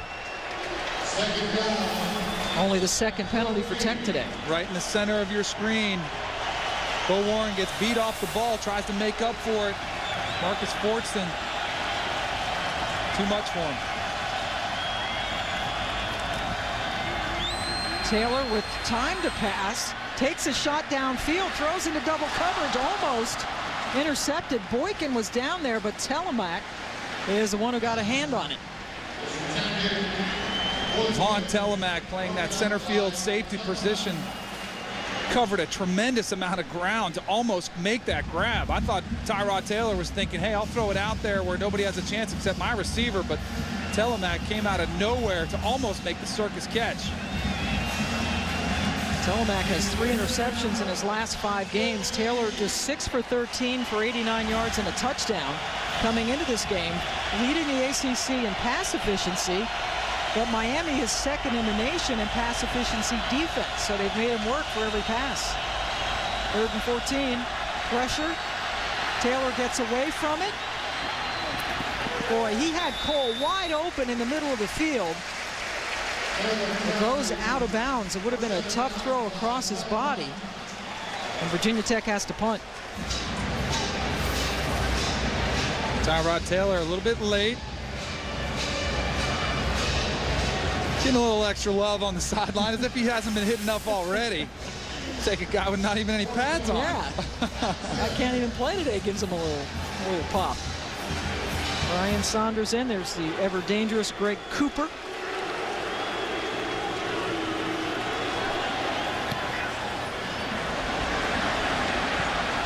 Cooper decides to field it on the bounce. No, he steps away from it, which was pretty wise considering there were 3 or 4 Virginia Tech guys ready to pounce on him. 46-yard punt after the high snap. Freshman quarterback coming right back out. The American Music Awards, live Sunday on ABC.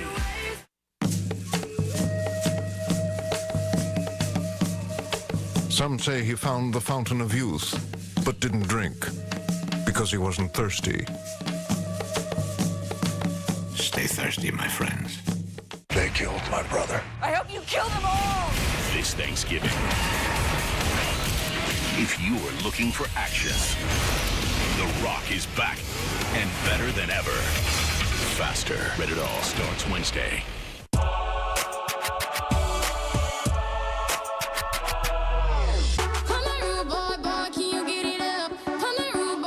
Shorty got me singing.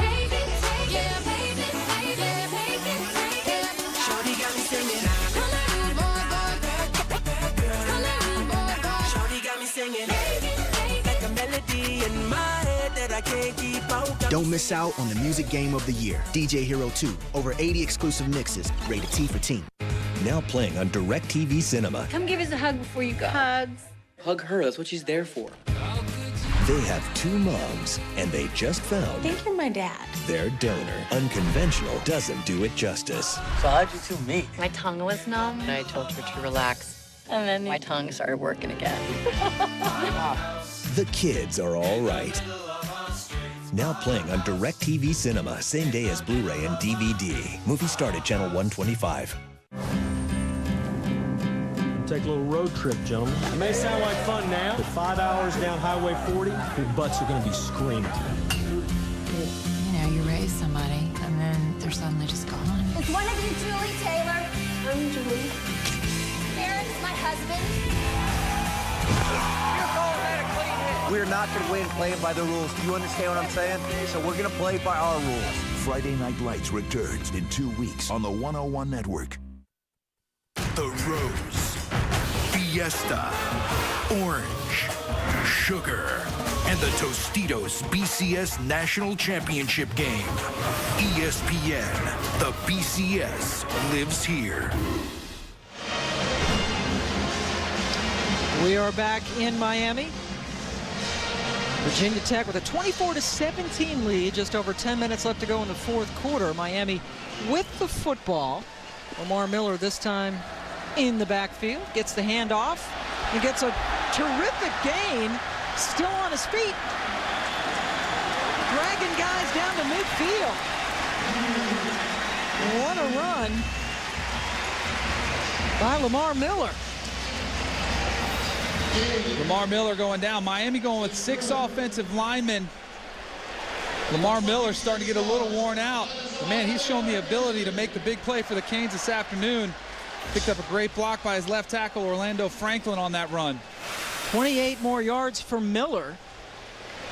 Over 160 on the day, averaging almost 11 yards per rush. He's cramping up.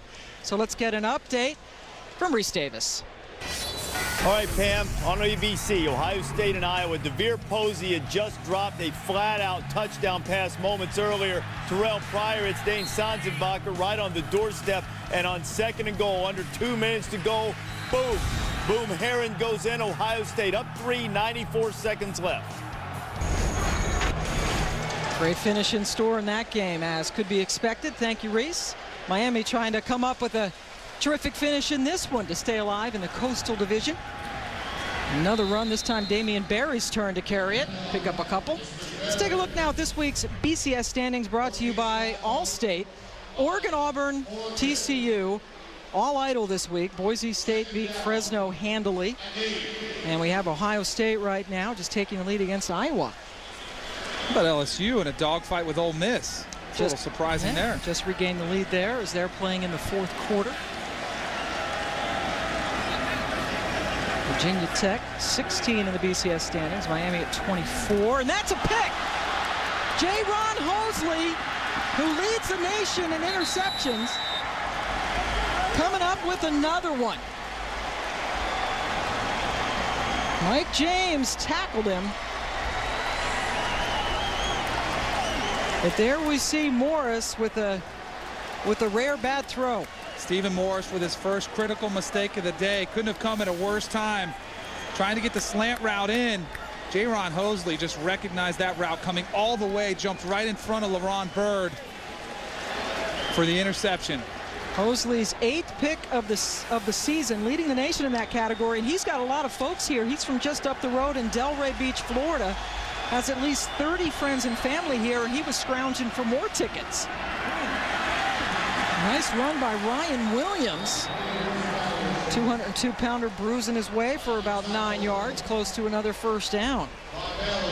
J-Ron Hosley recognized the 3-step drop, and Mark Whipple told us yesterday, you know, those 3-step drops, you think they're easy because it's a young quarterback, there's not much to read, but it's tough to get off your progression when you're thinking of timing. I want to throw it 1, 2, 3 and get it gone. That time, Stephen Morris made the poor decision instead of getting through his progression to his outlet. 4 turnovers for Miami, 3 lost fumbles, and now the interception. And it was indeed a first down run.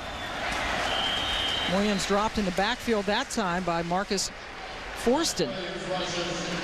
And no team since the year 2000 has more interceptions in the Bowl subdivision than this Virginia Tech defense. They're known for beamer ball, but remarkably, they only have 2 block kicks this year, both of them coming in the season opening loss to Boise State. But that defense, Bud Foster, still in charge of the staff that has been intact to the heart of it for so long. And that defense remains constantly good for Tech. It's a 3rd and 3. Taylor passing and completing for the first down. That's Kenny Younger, his fullback. Younger, who we're used to see throw big blocks, gets a big catch for the first down. Good call by Brian Steinspring, going with the play-action pass. Tyrod Taylor given a little time by himself, a little extra room to get the ball to the fullback, Kenny Younger. Senior out of Richmond. Moves the chains. Huge possession for Tech. Williams dropped again in the backfield. Forston does it again. Forston doing a great job clogging up the middle. You got to credit this Hurricanes team. I mean, against all the odds, as much as they've shot themselves in the foot today, they're still stepping up, still making plays, trying to keep this maybe a 10-point ball game if they can hold Virginia Tech to a field goal. They've been terrific in tackles for loss. 3rd in the nation coming into this game. They had 10 tackles in the backfield in this one. So keeping up near the top of the national standings for sure after this game. 4 receivers in on 2nd and 15. Taylor pulls it down and runs for it. And Tyrod Taylor goes all the way into the end zone. 2nd and 15, and the senior quarterback goes 18 for the score.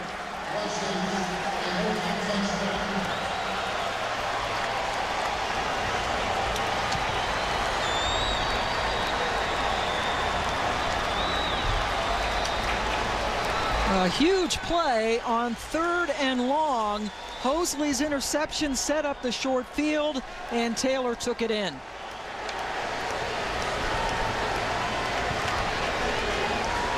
Virginia Tech has really capitalized on every Miami mistake throughout this game. It's a sign of a veteran team, strong coaching.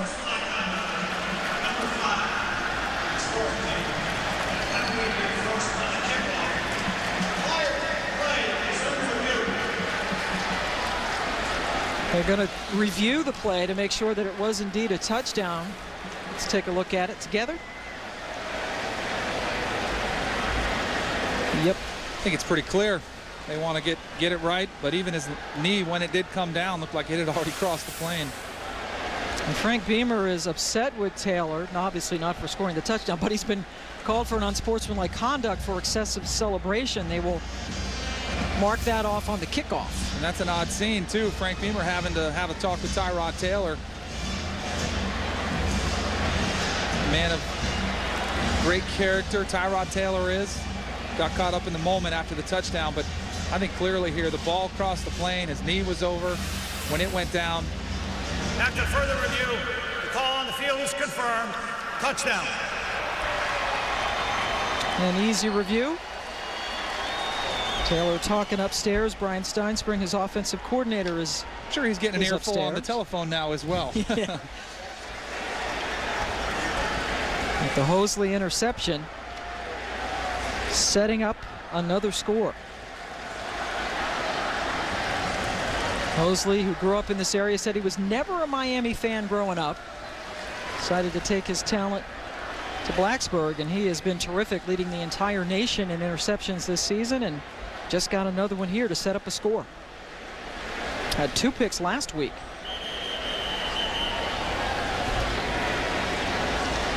Virginia Tech hangs on. They win the Coastal Division Championship and head back to the ACC title game. Chris Hazley in for the extra point.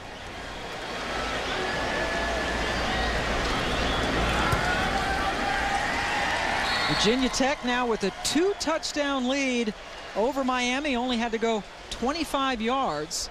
14 points. They're up by 14 points, and they have scored 14 points today off of Miami turnovers.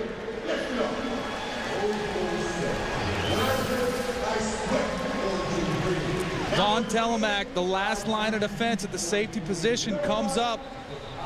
Tyrod Taylor jukes him out of his shoes right there. Also, Ray Armstrong had a chance to, the other safety, or other last line of defense, a chance to stop him. And there's Beamer still a little upset about the penalty after the play. Tyrod Taylor taking responsibility.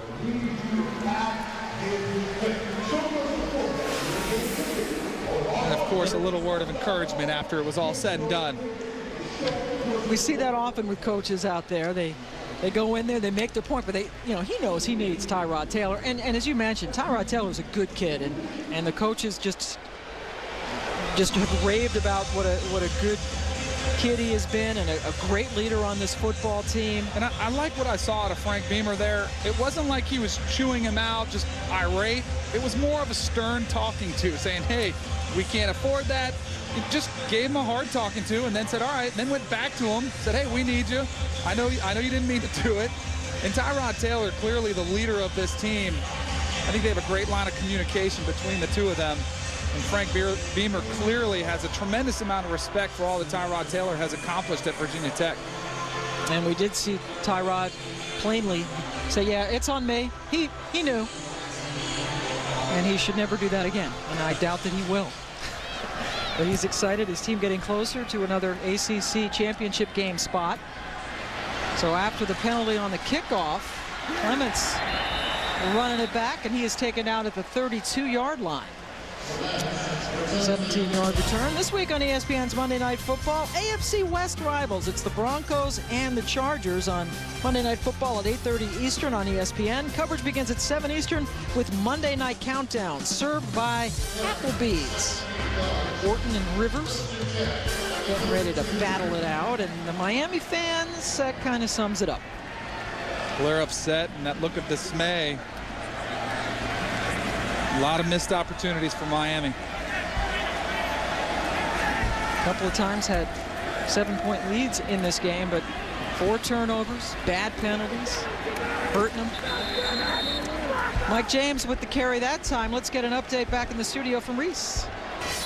Well, Pam, Les Miles has been talking about a one-loss SEC team playing for the national championship, but they're having trouble avoiding Ole Miss. Jeremiah Masoli on a 3rd and 4 plows his way in. 2-point conversion pending. Rebels up 30-29 in the 4th.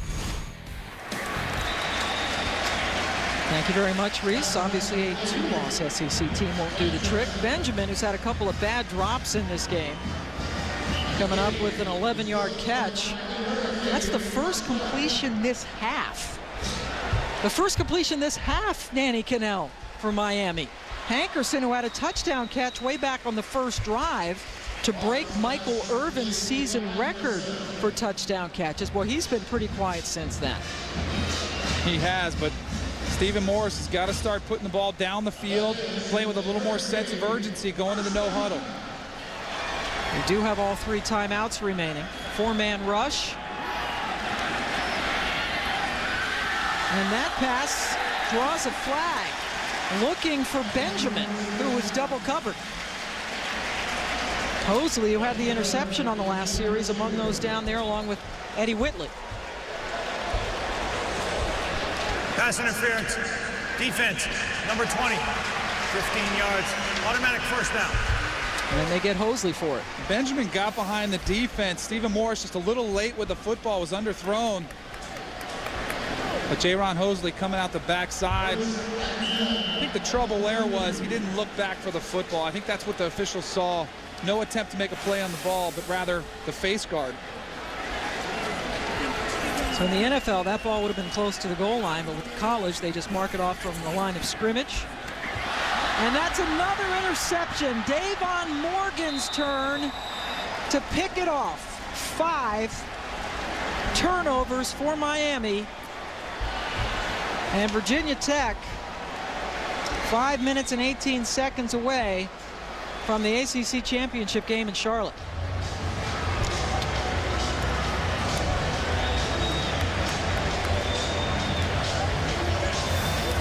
Davon Morgan, the safety position. Great job reading the quarterback's eyes, jumping the route, seeing the inside curl route to Hankerson, stepping right in front. That's an area that Coach Whipple was concerned about with Stephen Morris, throwing the inside of the field. And that time you see why. You got to use your eyes as a quarterback to keep those safeties honest. 4th pick of the year for Morgan, the senior out of Richmond. We expect Tech to run the ball. They've been doing it effectively all day, but Evans goes out of bounds after he picks up the first down near midfield. Our unsung hero, fullback Kenny Younger, again picking up a great block, leading the way for Darren Evans. Stephen Morris, rough day for him after the hot start, back-to-back wins. Really struggled. 2 completions to his own players and 2 completions to the opponents. Not the type of half you're looking for. Right, in this half. Now, they have run the ball more in this half, but a couple of picks, 1 in each of the last 2 possessions, and there it is. That says it all. You can't do that and beat a team, especially a team as good as Virginia Tech. Busting through the line. Looked like he was offsides. Horston got in there. There's a penalty flag down.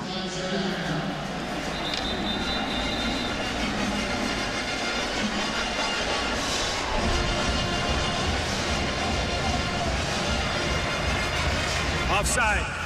Defense. 5-yard penalty. We're indeed offsides. So Miami will conclude its season next week right here against South Florida. Virginia Tech has a rivalry game against Virginia. But as Miami takes one of its 3 timeouts. Morris on the sideline with Ja'Cory Harris. Tyrod Taylor's team in control.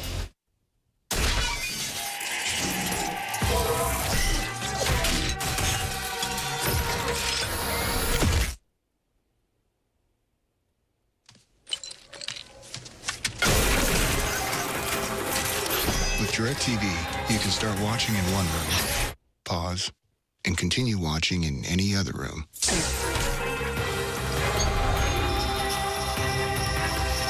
Don't just watch TV, DirecTV.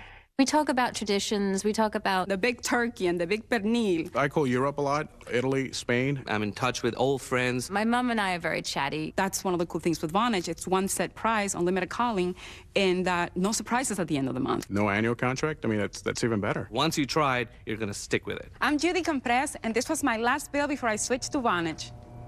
This holiday, switch your home phone to Vonage and get unlimited domestic and international calling, now with no annual contract. We're gonna have a baby.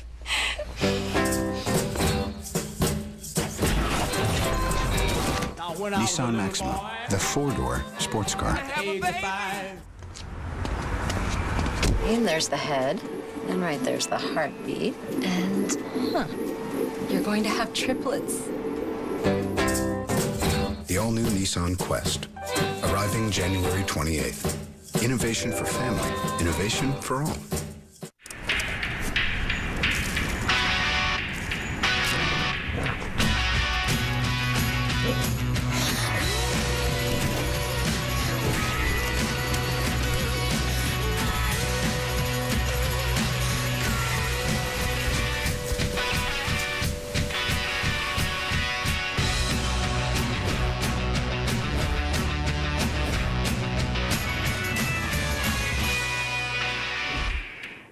Welcome back. Miami has certainly shot itself in the foot several times today.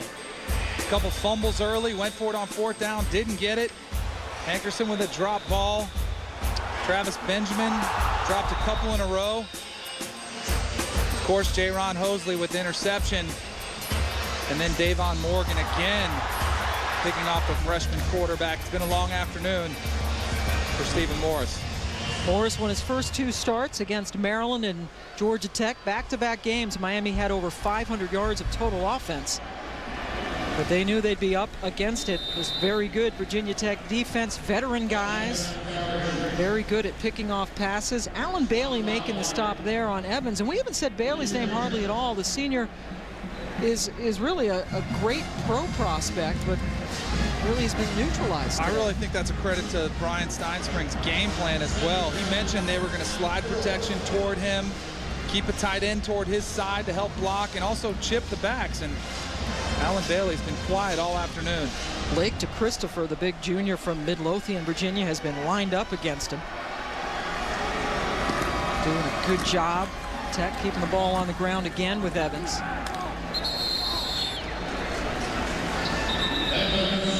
Brian Steinspring, the offensive coordinator, was kicking back a little bit. 9th season, another timeout taken by Miami.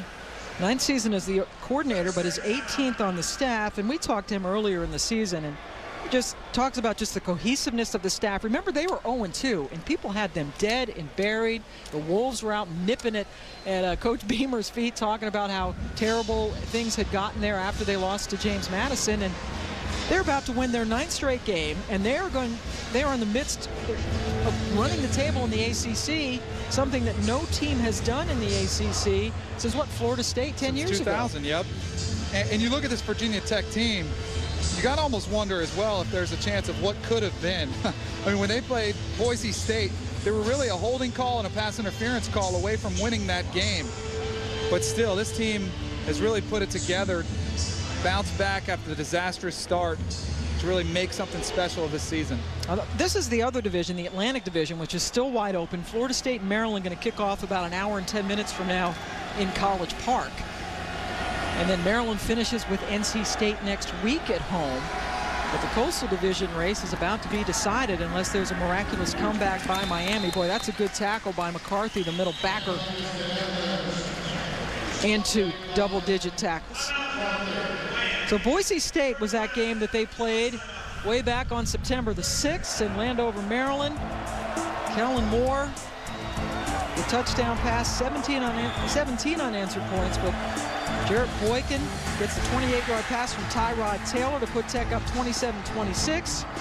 But Kellen Moore, who throws about as pretty a football as I've ever seen, to Austin Pettis, they come from behind to win it 33-30. Remember, that was a Monday night. Then on Saturday, James Madison came into town, and they lost that game 21-16. Madison is a team in the championship subdivision.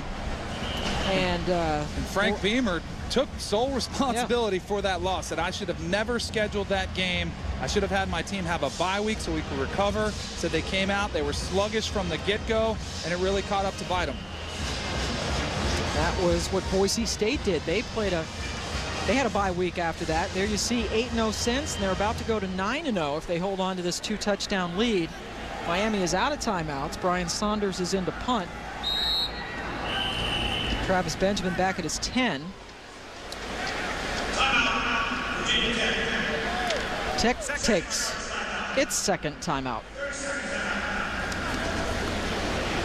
ABC Saturday Night Football coming up with regional action. Most of you will see Nebraska and Texas A&M. Others get the huge game in the ACC Atlantic between Florida State and Maryland. And others get USC Oregon State. Saturday Night Football presented by Southwest Airlines on ABC at 8 Eastern, 5 Pacific. Go to ESPN.com, search MAPS, M-A-P-S, to see where you can find your game. I assume here in Florida we'll get Florida State, Maryland, right? I would hope so, and I really think it's setting up to be a great matchup. Florida State, of course, with the big win last week, big kick, Hopkins making a huge kick, 55-yarder to win the game. But at Maryland's shown a lot of talent. We did them a few weeks ago. They manhandled Wake Forest like pretty much everybody else has. But Maryland has some talent on both sides of the football. It's going to be an interesting matchup. Ralph Friedgen, here's a guy who people had fired last year, and he could be coach of the year. All right, now Saunders is ready to punt. Benjamin back at his 9.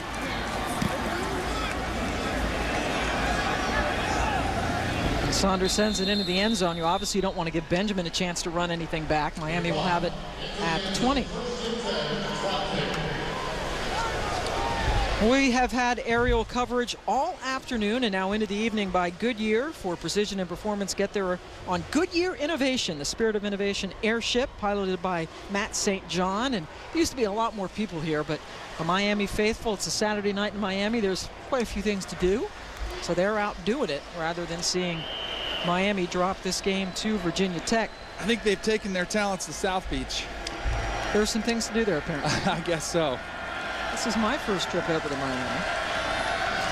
Beautiful, beautiful weather down here. 80 degrees today. Morris trying to complete that downfield to Aldarius Johnson. The fans wanted a interference call, but don't get it. You know, Randy Shannon's going to take a lot of heat this week.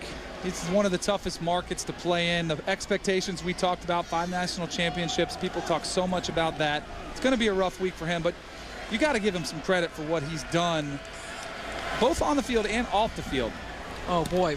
Morris got hit just as he delivered that ball by Stephen Friday. But Bird made the catch for an 11-yard gain and a first down. Miami among the nation's leaders in academic progress rating. In fact, the only team last year in the Bowl subdivision, top 10 in the APR and ranked as a football team. But yet somehow that doesn't matter much, does it? No. But I mean, and also you think about Miami's image through the 80s and 90s when they were winning. I mean, they didn't have the best image, let's be honest. And Randy Shannon, since he's been the head coach, has only had 1 arrest on his team. I mean, and that just says the type of character that he expects. He demands his players to be clean, to go to class, to graduate. And you got to give him some credit for that. And they do just that. Robert Marve, right, was the player who was arrested, and he is no longer with the program. He has 5 graduates on this team. That pass is incomplete. And Randy's really a guy who can serve as a perfect mentor to these players. A lot of the players here are from locally in South Florida and go up the way to the middle of the state. And Randy is a local product himself, had a rough background. And if anybody could mentor these players, Randy Shannon is the perfect man for the job. Shannon's father was murdered when he was a young boy, lost 3 siblings to AIDS. So, substance abuse problems in the family, and you're right, if he isn't a role model, I don't know who is. Morris running, picking up some yardage. So what do you do now? Stephen Morris, 2-0. He was sort of the golden boy here, winning his first 2 starts. Now he has to pick up the pieces and get ready for South Florida. It's a throw out of bounds. Or are we going to hear people here say, let's bring Ja'Cory Harris back and let him start next week? Well, Randy Shannon has made it clear that Ja'Cory is not going to lose his job to injury. And we saw Ja'Cory on the sideline today, said he could have played, an emergency type situation. I would predict that he'll be healthy enough to go next week. So I think Randy's going to give him an opportunity. They'll see how that goes. They'll go to the bowl game. And then I think they probably will open up for competition in the spring. So you think they'll go with Harris next week? I do. Okay. We'll see what happens when they play the Bulls of South Florida. That pass off the hands of Kendall Tompkins. As long as he's healthy and cleared medically, which I do think will be the case. Took a really hard hit, did Ja'Cory Harris, against the University of Virginia. Was out practicing this week for the first time. And there you see his season numbers, 14 touchdowns, but it's the 11 interceptions, and that has always been the knock on him, trying to force too many balls and coming up with picks. And you got to wonder how Ja'Cory would do with the newfound running success that they've had. Because that helps any quarterback, that ability to be able to work the play action pass. Let's go back to that hit on October 30th. Oh man, this is one of the most vicious hits you'll see throughout the entire year. Ja'Cory Harris laid out. Coach Shannon talked about the concern that the players had, and he didn't return to the game, didn't come out of the locker room, said the players were very much in a funk because of that. Another pick, that's 3 interceptions thrown by Morris here in the second half. This time it's Tariq Edwards getting in there. Edwards had a fumble recovery way back in the first quarter. Talented redshirt freshman comes up with the pick, his first of his career.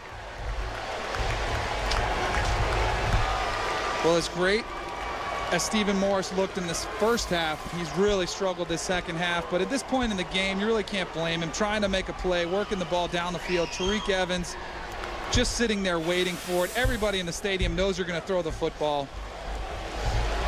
Second half has been a whole different story for the young man. As many completions as interceptions. And Virginia Tech with the 14 points off turnovers, and that's the difference in the game. Now, despite all the problems for Miami, they still got 464 yards of offense today. I mean, they still have, if they get the ball back, they could go over 500 yards. For the 3rd straight game. They haven't done that since 2004. Gone back-to-back games over 500 yards of total offense.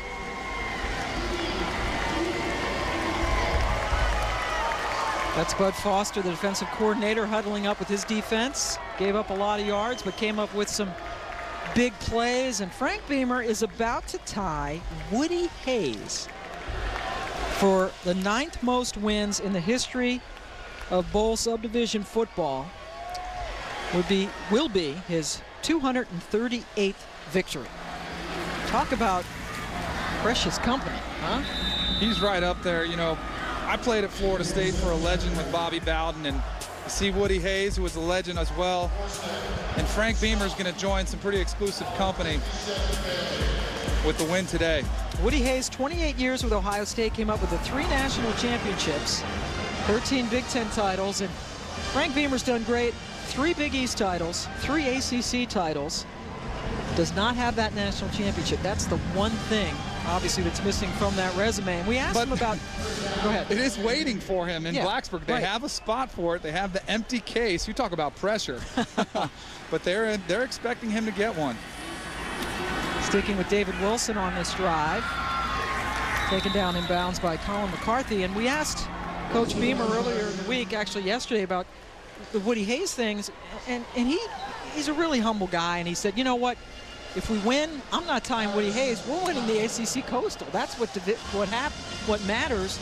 And then he said, all these wins, he says, it's a tribute to my assistant coaches and my players. He just wants none of the attention, none of the spotlight, and he is thrilled to death that they're going to get back into the ACC championship game for the 4th time in 6 years. Can't tell you how much respect I have for Coach Beamer and what he does. And You're talking about in an age of football, the size of the business that college football has become. You don't see coaches with longevity that he has, and it's something that Coach Bowden was able to do. It's that ability to transcend age.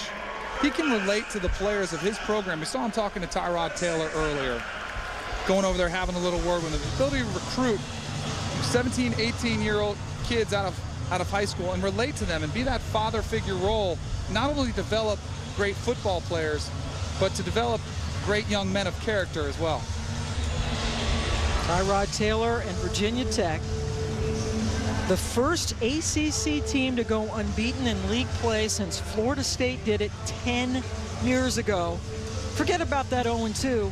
They're now 9-2 and on their way to play somebody in the ACC championship game on December the 4th. Fourth Coastal Division championship for Virginia Tech. They were the ACC champs 3 times now, and they're going to be going for their 4th title on December the 4th. Virginia Tech's defense came up with 6 takeaways, and they win the ACC Coastal Division yet again. Frank Beamer tying Woody Hayes for 9th for most wins. So Virginia Tech wins at 31-17. This has been a presentation of ESPN, the worldwide leader in sports. For Danny Cannell and our entire ESPN crew, I'm Pam Ward saying so long from Miami. Here's Reese Davis.